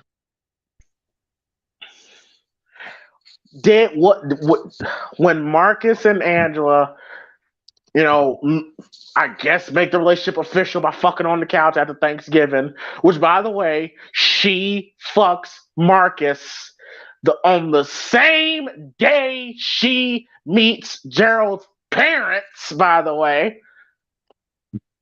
Was that a fucked up move on both of them? And do you agree that Angela ain't shit herself? Well, here's the thing. It'd be a little bit more lenient to Marcus than Angela, because you met dude's parents. They think of the bond as something that you guys are working something out or dating or whatever. Even though he insists at the dinner table, we're just friends. So, shoot, even if you're under the mindset still friends, like you could tell, like he's still trying to say he has something for you, but he's still trying to put it together. You're not helping him with that. And so the fact that you still talking to dude while you go and smash Marcus technically is not crossing relationship balance because y'all officially an item. It's just more of like a morality sense of what she would believe in and what you would believe in about it is like doing him dirty. If all you see yourself as his friends and just talking, then there's no bond or any commitment or any obligation. She has to lean towards you in order to be committed with you and not sleep with anybody else, especially your homeboy's homeboy. You know, again, it's a morality on a morality standpoint, how that's wrong, and especially lean towards women. I could get why people like you would see like she's out of pocket, and she very well could be. In Marcus' standpoint, he asked dude verbatim, "Are you dating her? Or is that your girlfriend?" And he says on multiple occasions, "We're just friends. We're just friends." Now, bro code tells you if homeboy's still trying to stake out the claim on a female, you back off. You don't cross that bridge. Again, that's like homie code. You don't do that. You don't press on another dude's girl, even if they like initially in the talking stage. But this has been going on for months, weeks to months, and you still trying to cross that street, and you're still saying like we cool, whatever. I mean, we friends. You know, we hanging out, we friends. It's like, bro, there's only so many times you're gonna say that, and he knows y'all not smashing, whatever. So it's just like, yo, it's open season. It was bound, it was bound to happen. And in my opinion, David Alan Grier's character cannot get mad at Eddie because you could have been said, "Hey, we talking still, but I'm planning on making it exclusive. She's meeting my parents. We're gonna try to work this out and then see what we can do as far as like a future together." But he was too scared to say it, and Marcus laid the flag down, so to speak.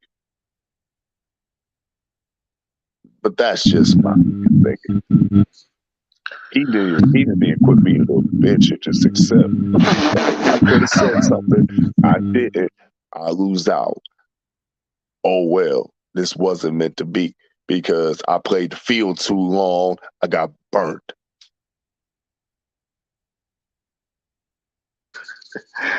Well, with me, I just feel like with Marcus that just because it's your homie that y'all grew up together, if he asked, if he just simply asked Gerald beforehand before he made a move, it would not be a problem. But just like you said, it's morale. Like you know that they're technically still talking. They're still technically building something. And you make the move, it's like Marcus. And I will say the scene between David Alan Grier when was a really good acting on David Alan Grier. Like I love how you can see him like he's like damn near strangling the pool cue where he's looking like he's contemplating hitting him and all that shit. I just thought, like why do you have to have all the girls, Marcus? Like I thought that was a really good scene between the two. Um so somehow Angela moves in with Marcus. Now, the reason why it even gets to this point is because Jacqueline has played the shit out of Marcus. Strawn J, Grace Jones's character, who's fucking wild, bro. Jacqueline can't stop running her fucking mouth, bro. And this is why I say smashing at the workplace is the worst thing you could possibly do because women, I'm sorry, can be very catty. Very catty. All right, Jacqueline is telling who's ever willing to listen about how Marcus moves in bed and all that stuff. And it gets to a point where Strawn J is trying to fuck him, and apparently that was the last straw for Marcus. But one of those coldest scenes in the whole movie, bro.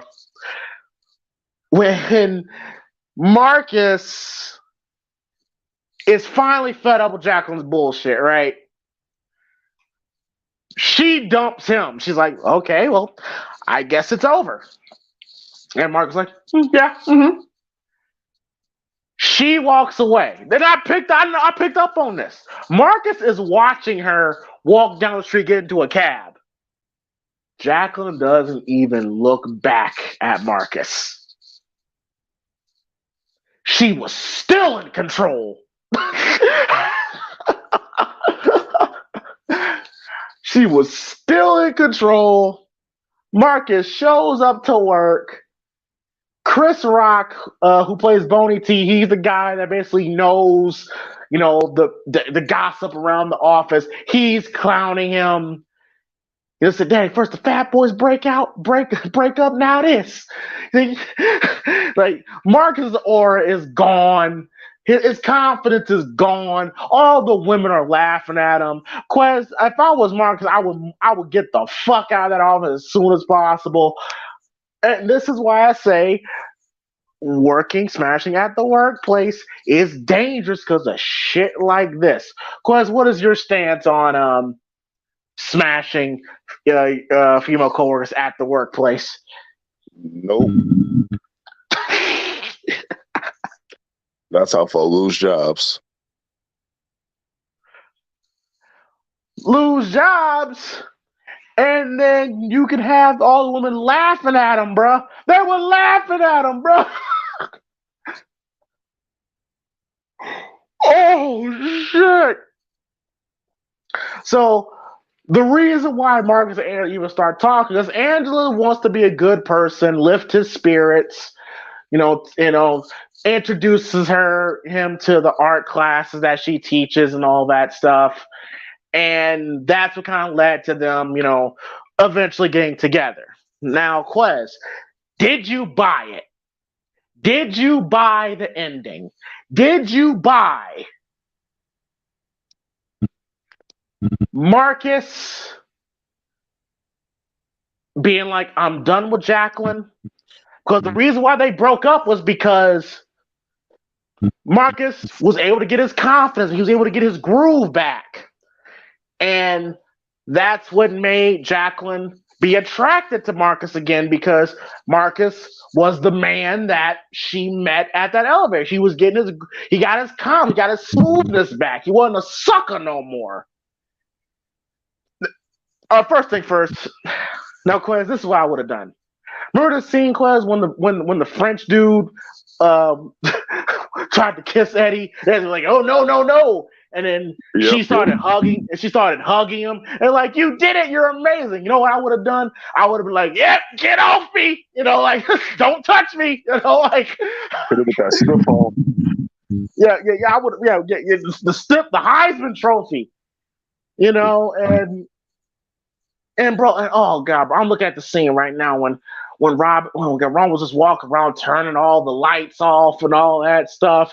I was screaming, "Run, Eddie, run!"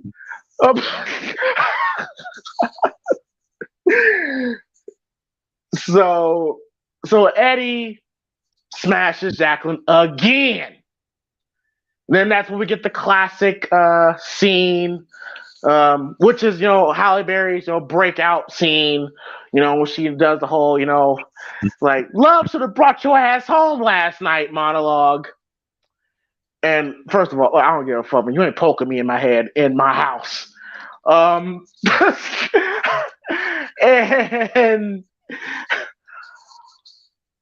then it gets to a point where Eddie loses Angela. He goes to fuck Jacqueline again, and he actually, was like, "You know what? Nah, I'm in love with Angela now." And then he quits his job. He quits his job. Oh my god! Teaches. And nobody told you to do that. Quits his job. Teaches the art class that Angela because now Angela has her own marketing agency, and that's where we get the whole "I can't breathe without you" scene. And then now Marcus is now fully committed to being into a monogamous relationship. Now, Quez, did you buy it? When he broke up with Jacqueline, like both things over. Like when he broke up with Jacqueline, you say he was willing to go above and beyond to prove that he's in a committed, like he quits his job and all that shit. And I'm just like, all right, so you mean to tell me that if Jacqueline calls you right now, you ain't gonna at least look at your phone? Did you buy it? I didn't believe it at first to the point where he said he quit his job. Like, damn, you really don't want to see this woman no more. You want to quit the job that you've been at a long time. You made a lot of money for this company. You made a lot of money at this company. You want to let all of it go just for Angela, and to leave and close the door on Jacqueline. Yeah, when he admitted they quit his job, I was like, okay, he's serious. Because there was still a room for error and a cause to pause, because that happened before when he ended up back at her doorstep again. You know what I'm saying? So it wasn't all the way believable up until that point where you seen him, he quit his job and everything and start taking it over to art class and stuff to like transform and be like this whole different compassionate, caring person compared to what he was displayed as, the woman eater in the beginning of the film.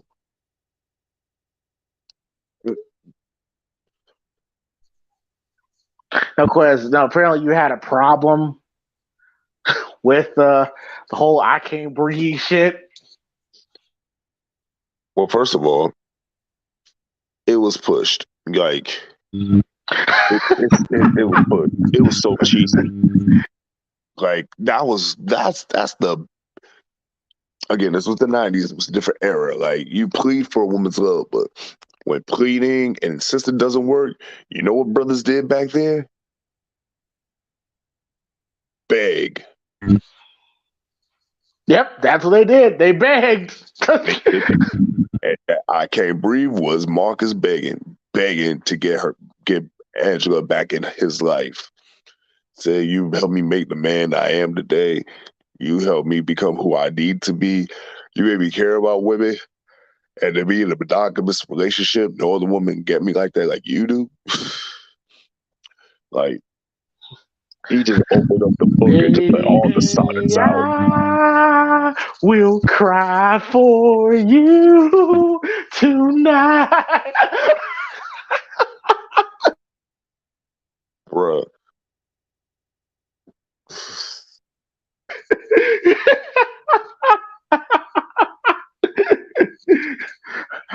I will never do anything to hurt you. I give all my love to you.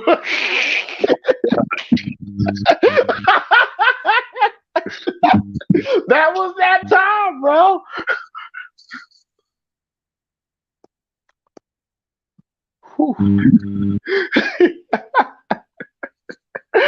That was that time, bro. Like dudes were begging, bro. I wanna go outside in the rain, bro. Like it was that era, bro.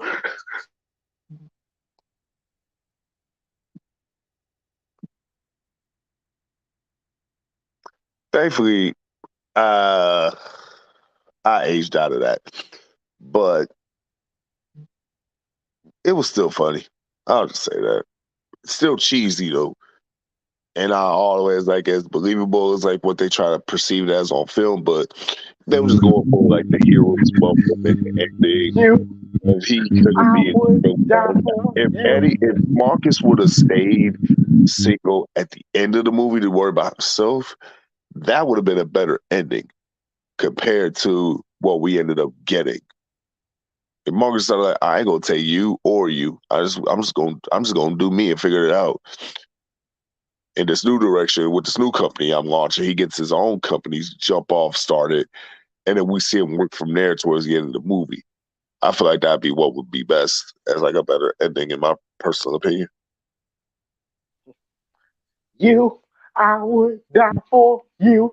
Tell me what you want me to do. I would die for you. um,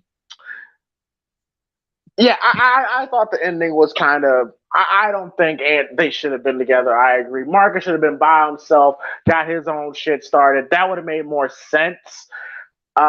Which, by the way, I did love this scene. This is when Marcus was starting to, because he was so fucking pussy whipped, his work started slipping, and this was around the time when he was starting to get this. And you remember the tension between Robert Gibbons and Angela in the scene, Quez? Yes. Where she was like, "Ah, oh, well, thanks for your help, Angela." Like, Robert Gibbons is so good playing a petty bitch, bro. She's so good at it. You are what you eat. All right, so we basically break down the story. Let's talk about our quest. What were your favorite scenes or favorite moments in the film? Definitely one of them, like I mentioned to you earlier, was the Savage scene. Yep, that one. Strange, yeah. Strange scenes, especially that one in the restaurant where they was having that whole coochie debate. It's like, stop seeing pussy people eating in here. It's like, see, she was singing a pussy song or whatever. Puss, puss, puss, see? Like, that was one of my favorite interactions in the movie, just like with her, Grace Jones' natural charismatic and delivery in like roles and her acting and stuff like that. It just flowed super well. And there she go again with Jacqueline and Angela and Marcus. You got Strange and Madame Zeroni. Salute to them. Don't do that. Don't do that. Don't do that, bro. Don't do that. Bro, that's her. What are you talking about? Don't. It was Madame Zeroni and Holes. I don't know if you knew this. Oh, that I did not know. Okay, my fault. I thought you were being disrespectful. Okay. Yeah, no, if y'all didn't know, if y'all watched Holes, like the movie Holes and Zero's grandma, Madame Zeroni, played by the late, great Eartha Kitt.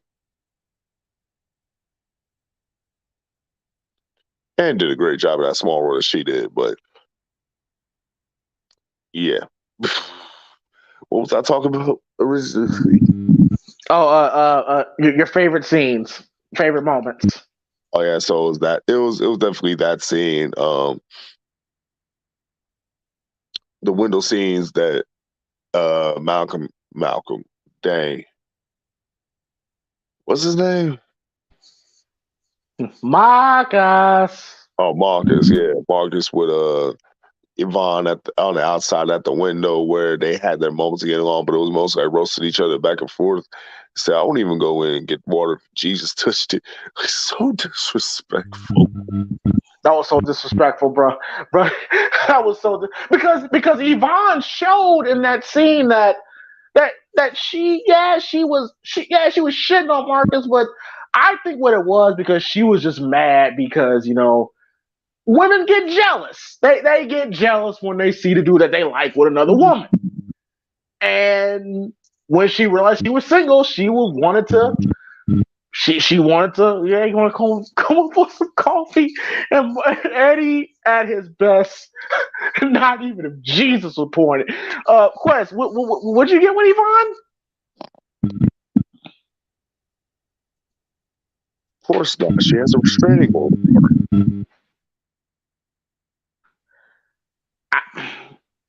No. Good point.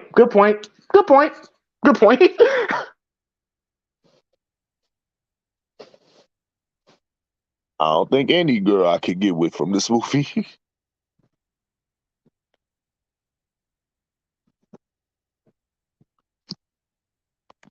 Not even Little Rashawn with the bad feet. I couldn't do it. But it was like a couple quick scenes I did. Like, I was just enjoying the movie.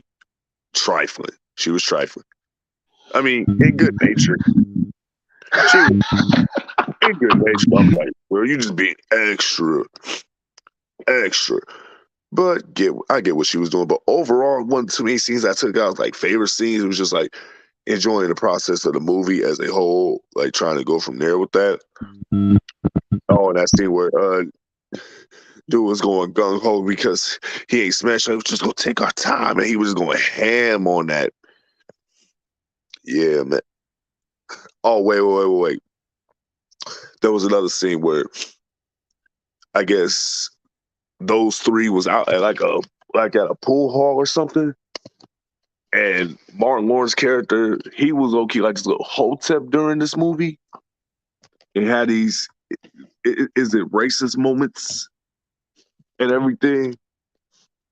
Where it's like, why is the white ball the centerfold of like life? You hit the white ball against the other nation of balls to knock them in, and then you got to hit the white ball to hit the black ball to win. You're knocking the black man down by using the white ball to get ahead in life and get victory. Because they feared the sexual potency of black balls. Martin was on. Yo, Martin was great. He was great in this movie. Yeah, he was great. And like how you got that pulled up at the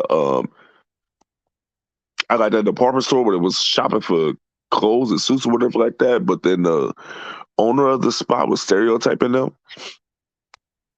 And they could have any one of them, especially Marcus, could have pulled out a rag and tried stone. It was like, oh, you think we steal? No. And then put like a stack of cash to get like a suit jacket or something, but they didn't even need to go do that. They just left the store. No, they didn't just leave the store. Bro, and because I know Eddie pretty well, I'm willing to bet that scene when he screams at the white dude was completely improvised. I'm willing to bet money that was improvised. It was hilarious though. He said it's just a natural feel of black people. They program like what? Ah! Like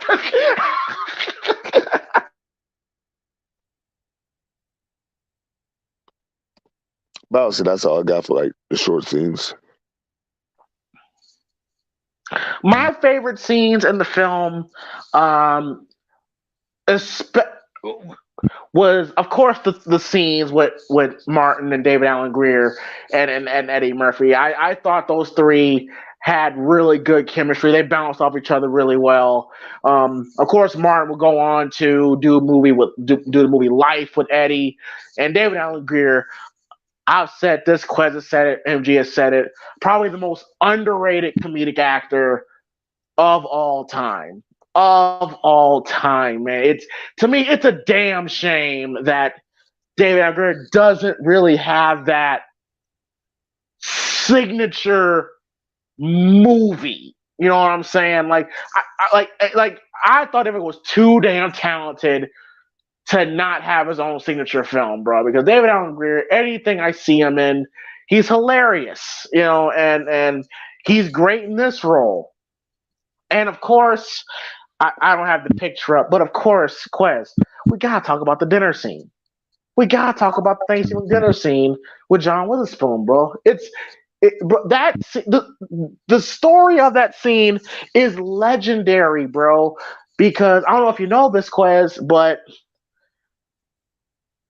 Eddie really wanted John Witherspoon in the movie. Really wanted him in the movie, right? Mm-hmm. That Thanksgiving dinner scene was added on after they were finished filming the movie, pretty much. But Eddie Murphy pushed for him to add this scene just to give John Witherspoon time. And bro, and did you know, Quez, that from the moment John Witherspoon enters the scene to the moment he leaves the scene, every bit of dialogue you heard John Witherspoon say was improvised. Nothing was written down. Everything you saw John Witherspoon do was 100% all him, including the clothes. He picked out the outfit. Our time and our colors got a coordinate. Marcus, they say the girl at the office got you pussy whipped. No, you need to reverse it. You don't get pussy. You don't get pussy whipped. You whip that pussy. And when you see Martin damn near spit out his drink, that was legit. That was Martin's legit reaction. Nobody saw that coming. And what a call up from the future where in Friday After Next, John Witherspoon, Pops, he was talking about whipping that pootie. Why? I don't get whipped pussy. I ain't pussy whip. I whips that pussy. Call back to the Friday After Next movie where he did that. Yeah, man. Great. And this movie was a clear reminder of how missed John Witherspoon seemed. Like every time you see John Witherspoon, he's gonna steal the scene. He's going to steal the movie. That's how talented that this man was. And every time I see John Witherspoon, I just be like, damn, man, because sadly he's passed on. And I miss him very much, man. So that scene and the trough of chitlins, man. Oh God, Quez, have you ever had chitlins, bro? So the chitlins on snack after you clean the membrane. Got four joints, man.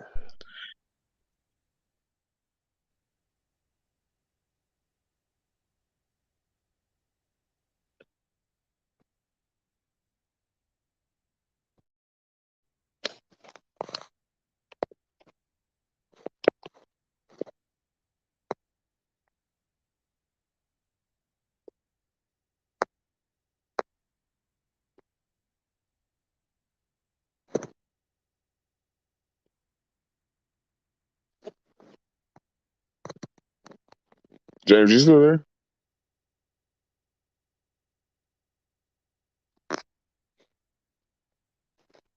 All right, hold on. Trying to see if James still there.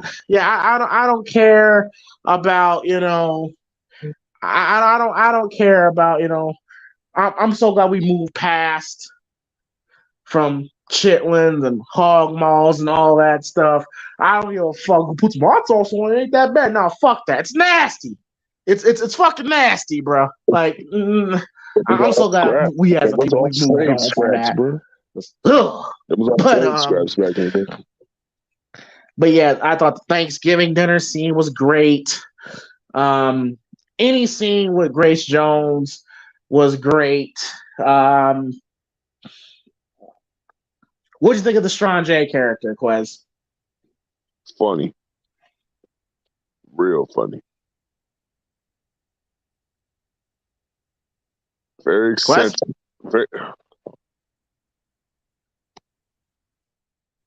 I'll probably had to step away. But yeah. Hold on.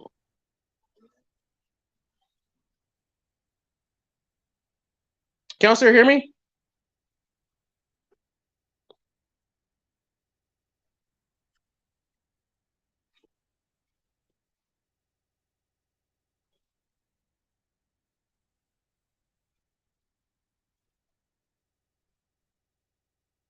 Oh, okay.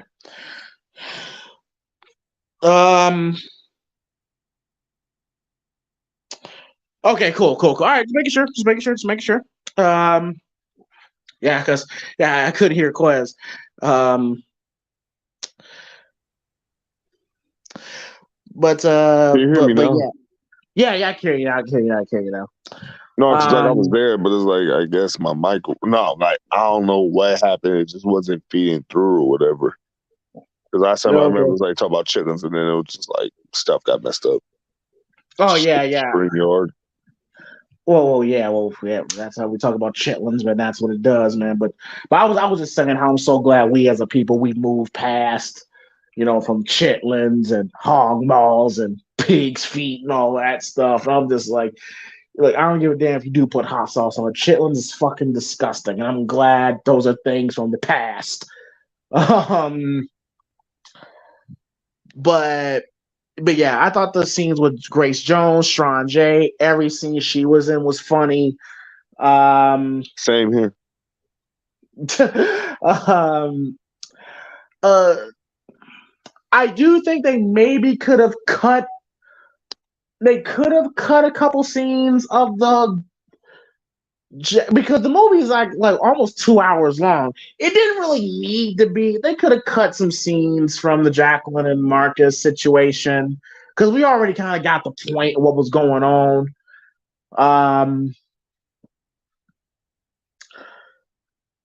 Yeah, I think there's really nothing else to touch on with this film. All right, Quez, who is your MVP and your unsung hero of the film?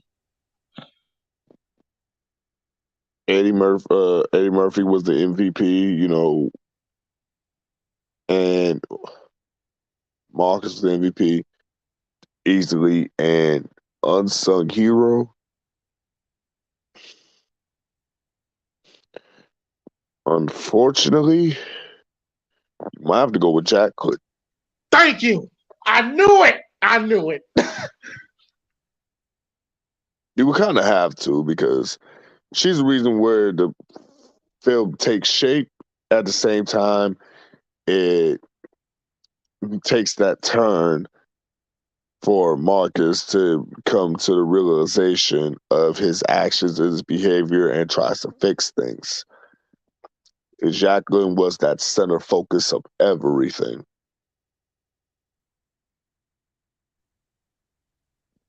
My MVP, yes, I'm gonna have to get into Eddie Murphy myself. I thought he gives a really good performance, a different type of performance compared to his performance as a Beverly Hills Cop in 48 Hours, all that stuff. Um, I just love, how he played. He basically played that he played like the female in the situation, and I thought Eddie Murphy played that shit was fucking hilarious.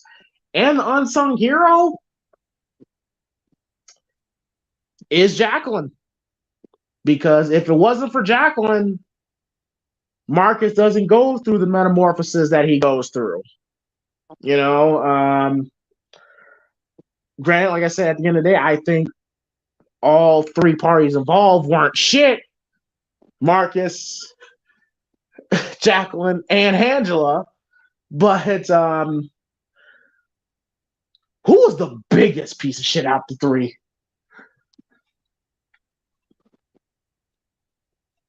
Ooh. Who was the biggest one that wasn't shit? Marcus.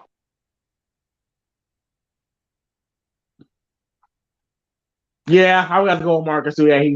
He basically fucked this homie's girl, even though they weren't. It wasn't his girl technically, but just off GP. That's still the girl your homie was talking to. Yeah, I've got to go with Marcus too.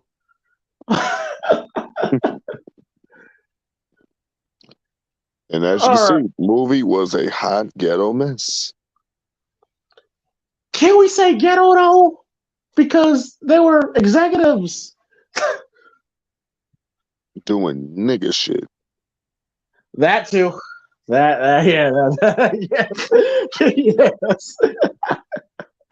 All right, and of course, we end this off with who in the panel would be who.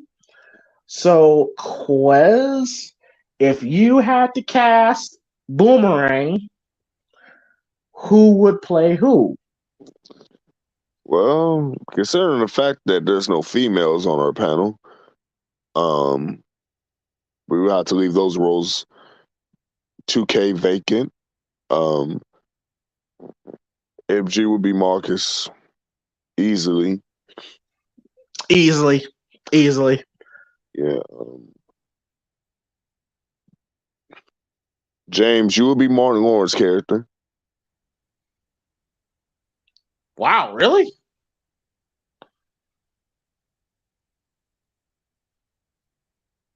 Yeah. I was so thinking he was gonna say David Alan Grier, but okay, all right, okay. Nah. I don't think he could play the role of sympathetic simp. Oh shit. Oh That shit. that might have to go to Mark. Oh no.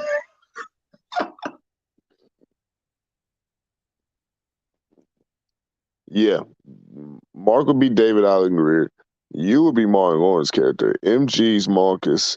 I'm gonna be Chris Rock character, the mailman. Because, he's like, man, I can't believe you let old girl do you like that. I just be talking shit. That'd be me. Josh is the Eartha Kitt's butler. Oh, absolutely. That's Josh. That's gotta be Josh. And I can't say Arlo will be Strange. Nah, that can't happen. Arlo, you could also put Arlo in the Chris Rock. Arlo could be a guy. He could be a motherfucker that wouldn't know your business. Oh, he could be the white man at the store. No, I'm thinking like more of a central character though. I'm just trying to think like what other central characters would. No, Arlo would be that one director. Remember that one director that made the design of that one showcase? That first showcase was Strange and When she it was giving birth to the terrible. she was giving birth to the perfume. Yeah. Yeah, that's that dude that made that. That's Arlo. Yo, the sexual innuendos in that first video was crazy. With the banana and the cherries, like damn. My God. It was like, yeah, you can tell what he into, but that's a whole nother thing. Oh yeah, this is definitely this was made in the 90s, bro. Yeah, but that would be my placements. Okay. All right, so MG would definitely be Marcus for sure. I could see a situation where I don't know because I don't see MG. Now, if this was 1992, I could more see MG moving like Marcus, trying to wine and dine these chicks.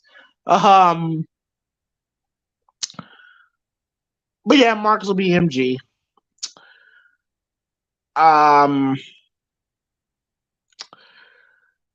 Quez.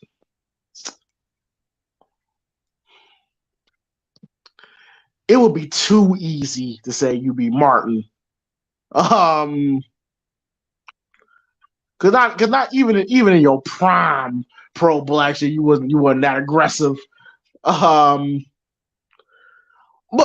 Quez, you would seem like the type that would try to get the boys together like that. Which by the way, that was a dope scene, by the way. I thought, even I kind of thought he kind of forgave Marcus a little too quick, but it was cool that they patched it up. Right in time before his penthouse started to catch fire.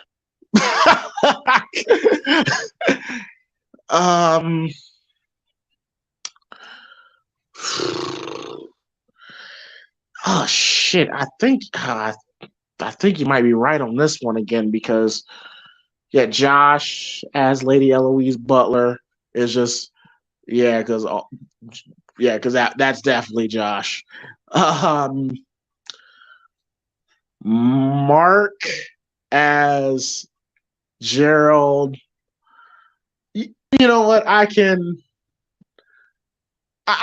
see what the more I think about it, because I can see Mark, checking MG about the girl that he's talking to. I could see that. Me as Martin, I wouldn't go like everything's racial, but because I'm not wired like that. But man, I could be Martin Lawrence, so I'll take that.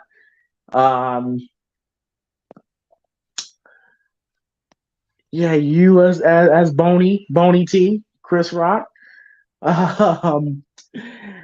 And oh yes, especially at first the Fat Boys break up. Yep, that's definitely you, Quez. Yeah, for sure.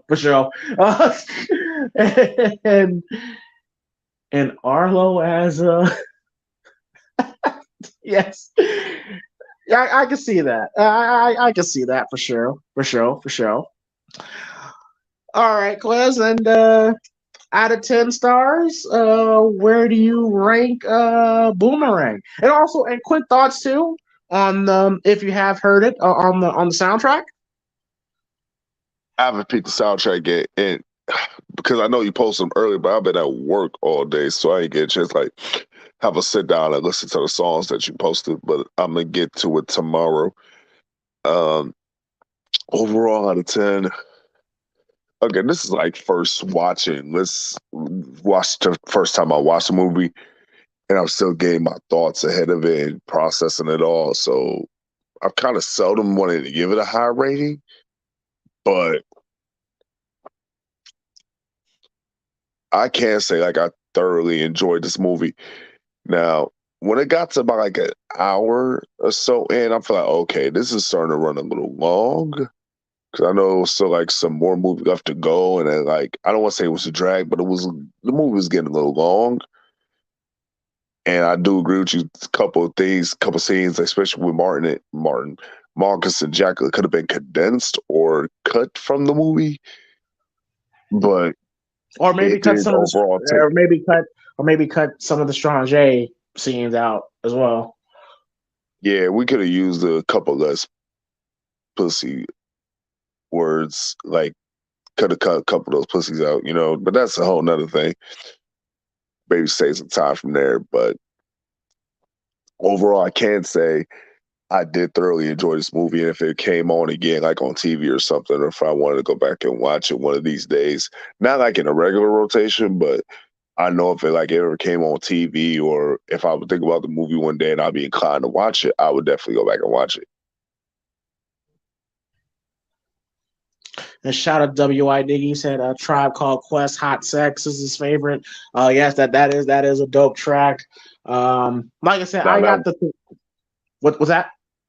I was about to say, like, didn't they play that in the movie? I don't think they played it in the movie. They played a lot of songs. They played, Johnny Gill, There You Go. There you go. There you go. You had you had, you had TLC on the album. You had Tony Braxton, Tony Braxton version 1, on the album. Then you had, Babyface, like I said, at the peak of his powers. Like I said, man, it's arguably the greatest soundtrack of all time, man. If you haven't checked out the soundtrack, definitely give this a listen. And for me, I think the cast is great. I think it has really good direction. Told a really good story. There was really nobody on the cast, that dragged the film. Definitely one of Eddie's more forgotten. It's a cult, but it was definitely one of his more under the radar films. Because unfortunately, after this film is when the decline was starting to happen for Eddie. But this is still, and during Eddie's prime run, and I'll give this film I'll give it an 8.5 out of 10. 8.5 out of 10. I really enjoy it. And if you haven't, check it out on HBO Max. Like I say, it's funny, has some serious moments at times.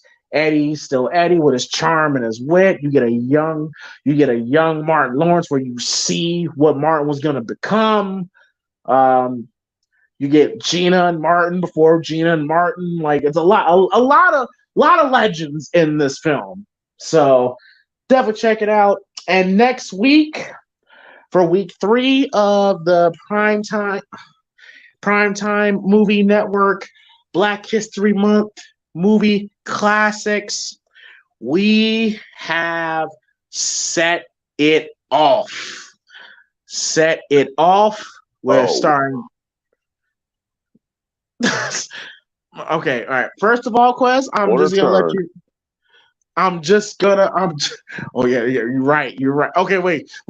Should we? Oh, wait. Should we end with Set It Off and just do House Party next week? That is a pretty dark. That's a pretty dark turn we're about to go to with that. Wait a minute. So you did decide on House Party? Yes, House Party. Yep. I know that was up in the air in discussions. So. Yeah. I was stuck between that or Waiting to Exhale, and I figured, actually, I'll talk to you more about it. But mainly because the remake of House Party just came out, and so I figured, why not? Yeah, and speaking of cameos and speaking of stars in this movie, that's gonna be a little bit of a lighter transition. Still a fun kind of movie. You still have people you've seen in Boomerang that you're gonna see in House Party. Yes, sorry. So never mind what I just said. We're gonna go to House Party next week, and then we're gonna end on a damper with Black History Month. We'll Set It Off, but actually, no, I'll talk to you later about it. But so House Party next week, and hope you guys enjoyed the review of Boomerang. And chat and chat real quick. Who's ever still watching? Real quickly. Angela or Jacqueline? Which one you taking? Oblivion Radio said, I still want a Spike Lee review. Keep waiting. but chat. Angela or Jacqueline? Quez, Angela or Jacqueline? You already know the answer. Okay. All right. For me, if I simply be like, all right, we're just fuck buddies, I'll have to go with Jacqueline. I'll have to go with Jacqueline, bro. Jacqueline's more my speed anyway. W.Y. Diggy says Angela for me. Okay. John J. Oblivion. What about y'all? Who y'all taking? John J. taking Eartha Kitt, bro. What was her name? Madam what? Lady Eloise. Lady Eloise. Yeah, Lady Eloise. John J. got that all day. You shouldn't have to blow your own horn. Somebody else would do that for you. That was just disgusting. But she said that I wanted to throw up. Like if Marcus would have did when you throw up a little bit in your mouth, it's like, hey, I understand, bro. That was just Yeah, that's gonna be Rihanna. That's gonna be Rihanna in 20 years, bro. Stop playing.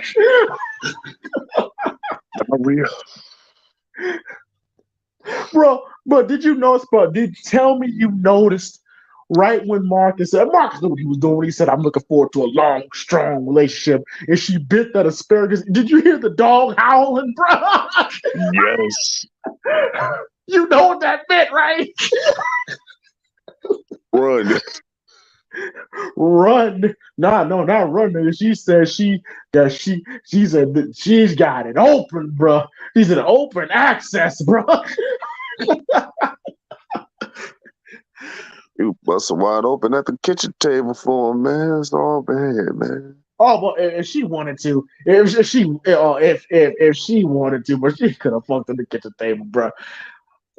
Why somebody just texted me who was watching the show? He said, James, you a nasty nigga. You said you're going to. I know, so I would take Lady Eloise down. I'm just saying, if it meant to further my career, listen. Look. I've said publicly. Look, sometimes I would not if it means if I could sleep my way to the top, maybe I would. You never know. I'm I'm hungry out here. People starving out here, bro. You do anything. Yeah, you do anything for an AEW contract. Oh no, not anything now. But I'm just saying. I mean, not anything. But hey, you do Lady Eloise for the AEW contract. Yeah, I'm taking that old ass bitch down if they get on AEW, bro. Fuck, don't play with me. Oh my god. And also too, I love how people. Cause I got people that randomly text me who watch the show too off air. The topic of discussion is the whole opening the door, all that shit, and people are calling me out saying Janet did that shit when you wouldn't be mad. You don't know me, but I'm listening. They know you and Janet, bro. I am in the Janet. Now, if it was Janet, what if it was Chili?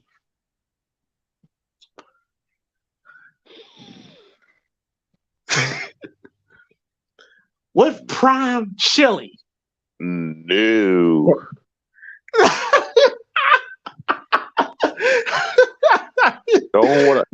Knowing what I know now. Hey, bro. That special. But that was before. We're talking 30 years ago, bro. How am I supposed to know she ain't had that then? She wasn't feeling like that then. How was I supposed to know? Why you think none of those niggas lasted? Hey, listen, hey, bro. Hey, I mean, look at Halle Berry. She went that route. She even let the white man break her back out more than what Eddie did. Hey, listen. Look at her now, 2-3 faces later. She's still bad though. She's had work on her face, but it hasn't affected her looks though. That's the crazy thing. It affected her. Never mind. I mean, the original version of Halle Berry, is sincere. But 50-year-old Halle Berry, bro, she's still fine, bro. That's bro, a look bad at that, picture. bro. What? Look at her, bro. Look at her chin. Her chin looks sculpted. Oh, okay, all right. I got a better picture. Okay, all right. So that first one was a terrible picture. Like, come on, man. No. Hey, but let's not forget though. Ric Flair smashed allegedly. You don't get me started. Don't get me started. I'm just saying. So, you knocking the dust off that puts for an AEW contract? Look, listen, bro.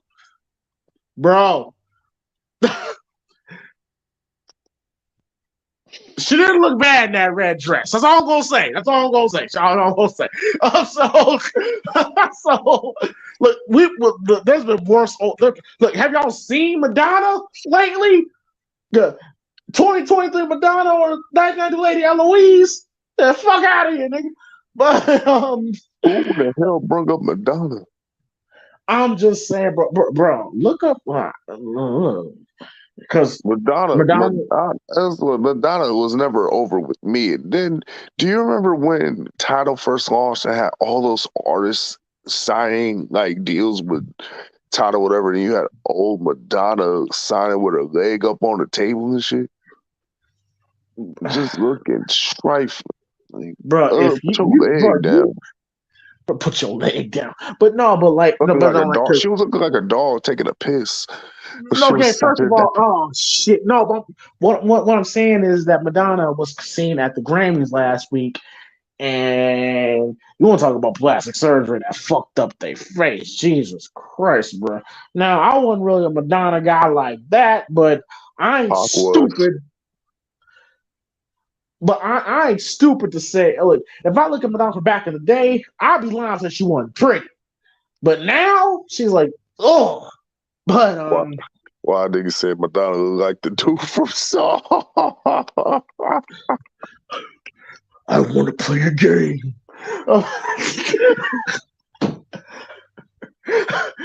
Do you want to play a game?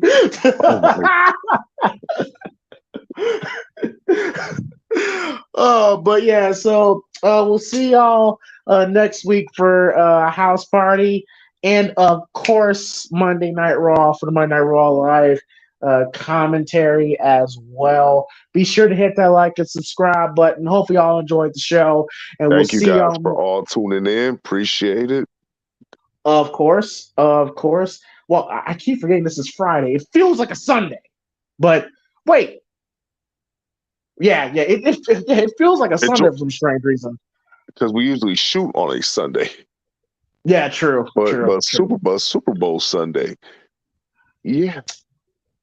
Yes, indeed. Hopefully you guys win some money and don't get played by your team. As long as the Chiefs win, forget the Eagles. I mean, yeah, I'm not a fan of either team, but I got Kansas City. I'm going my guy Mahomes. Yeah, Mahomes boy. Mahomes is my dude. So yeah, I gotta. Yeah, he's earned a lot of respect for me in this offseason, bro. Postseason, bro. Doing all this shit with one leg, bro. Bro, his legacy is cemented. But no, it's not. Not even close. His legacy cemented. He's winning the playoff games with one leg. Well, he is pretty much. He still got to finish first. He still got to finish the job first. He can't do that if he don't win. Because then that would mean Mahomes would be 1-2 in 3 Super Bowls that he's been in. Ooh, yeah, that's a good point. Yeah, Mahomes got to win, bro. So pump your brakes. Let's see how this goes. And if you guys are like me and enjoying UFC 284 tomorrow, y'all have fun with that. Hopefully, y'all favorite fighter does well, and enjoy that event because that is going to be crazy. And with this new slate of NBA after the trade deadline, James, I know you'll be watching after the moves the Bulls made. Fuck you.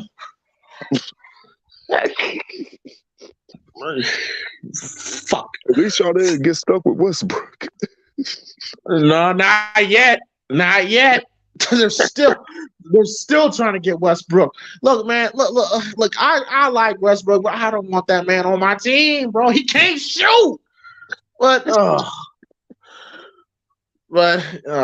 get me started. Quez, you don't fuck my night up already. All right, so we're gonna go mention the Bulls, bro. Fuck them. We'll see y'all tomorrow. Monday night. We are out. Peace. Thank you all again.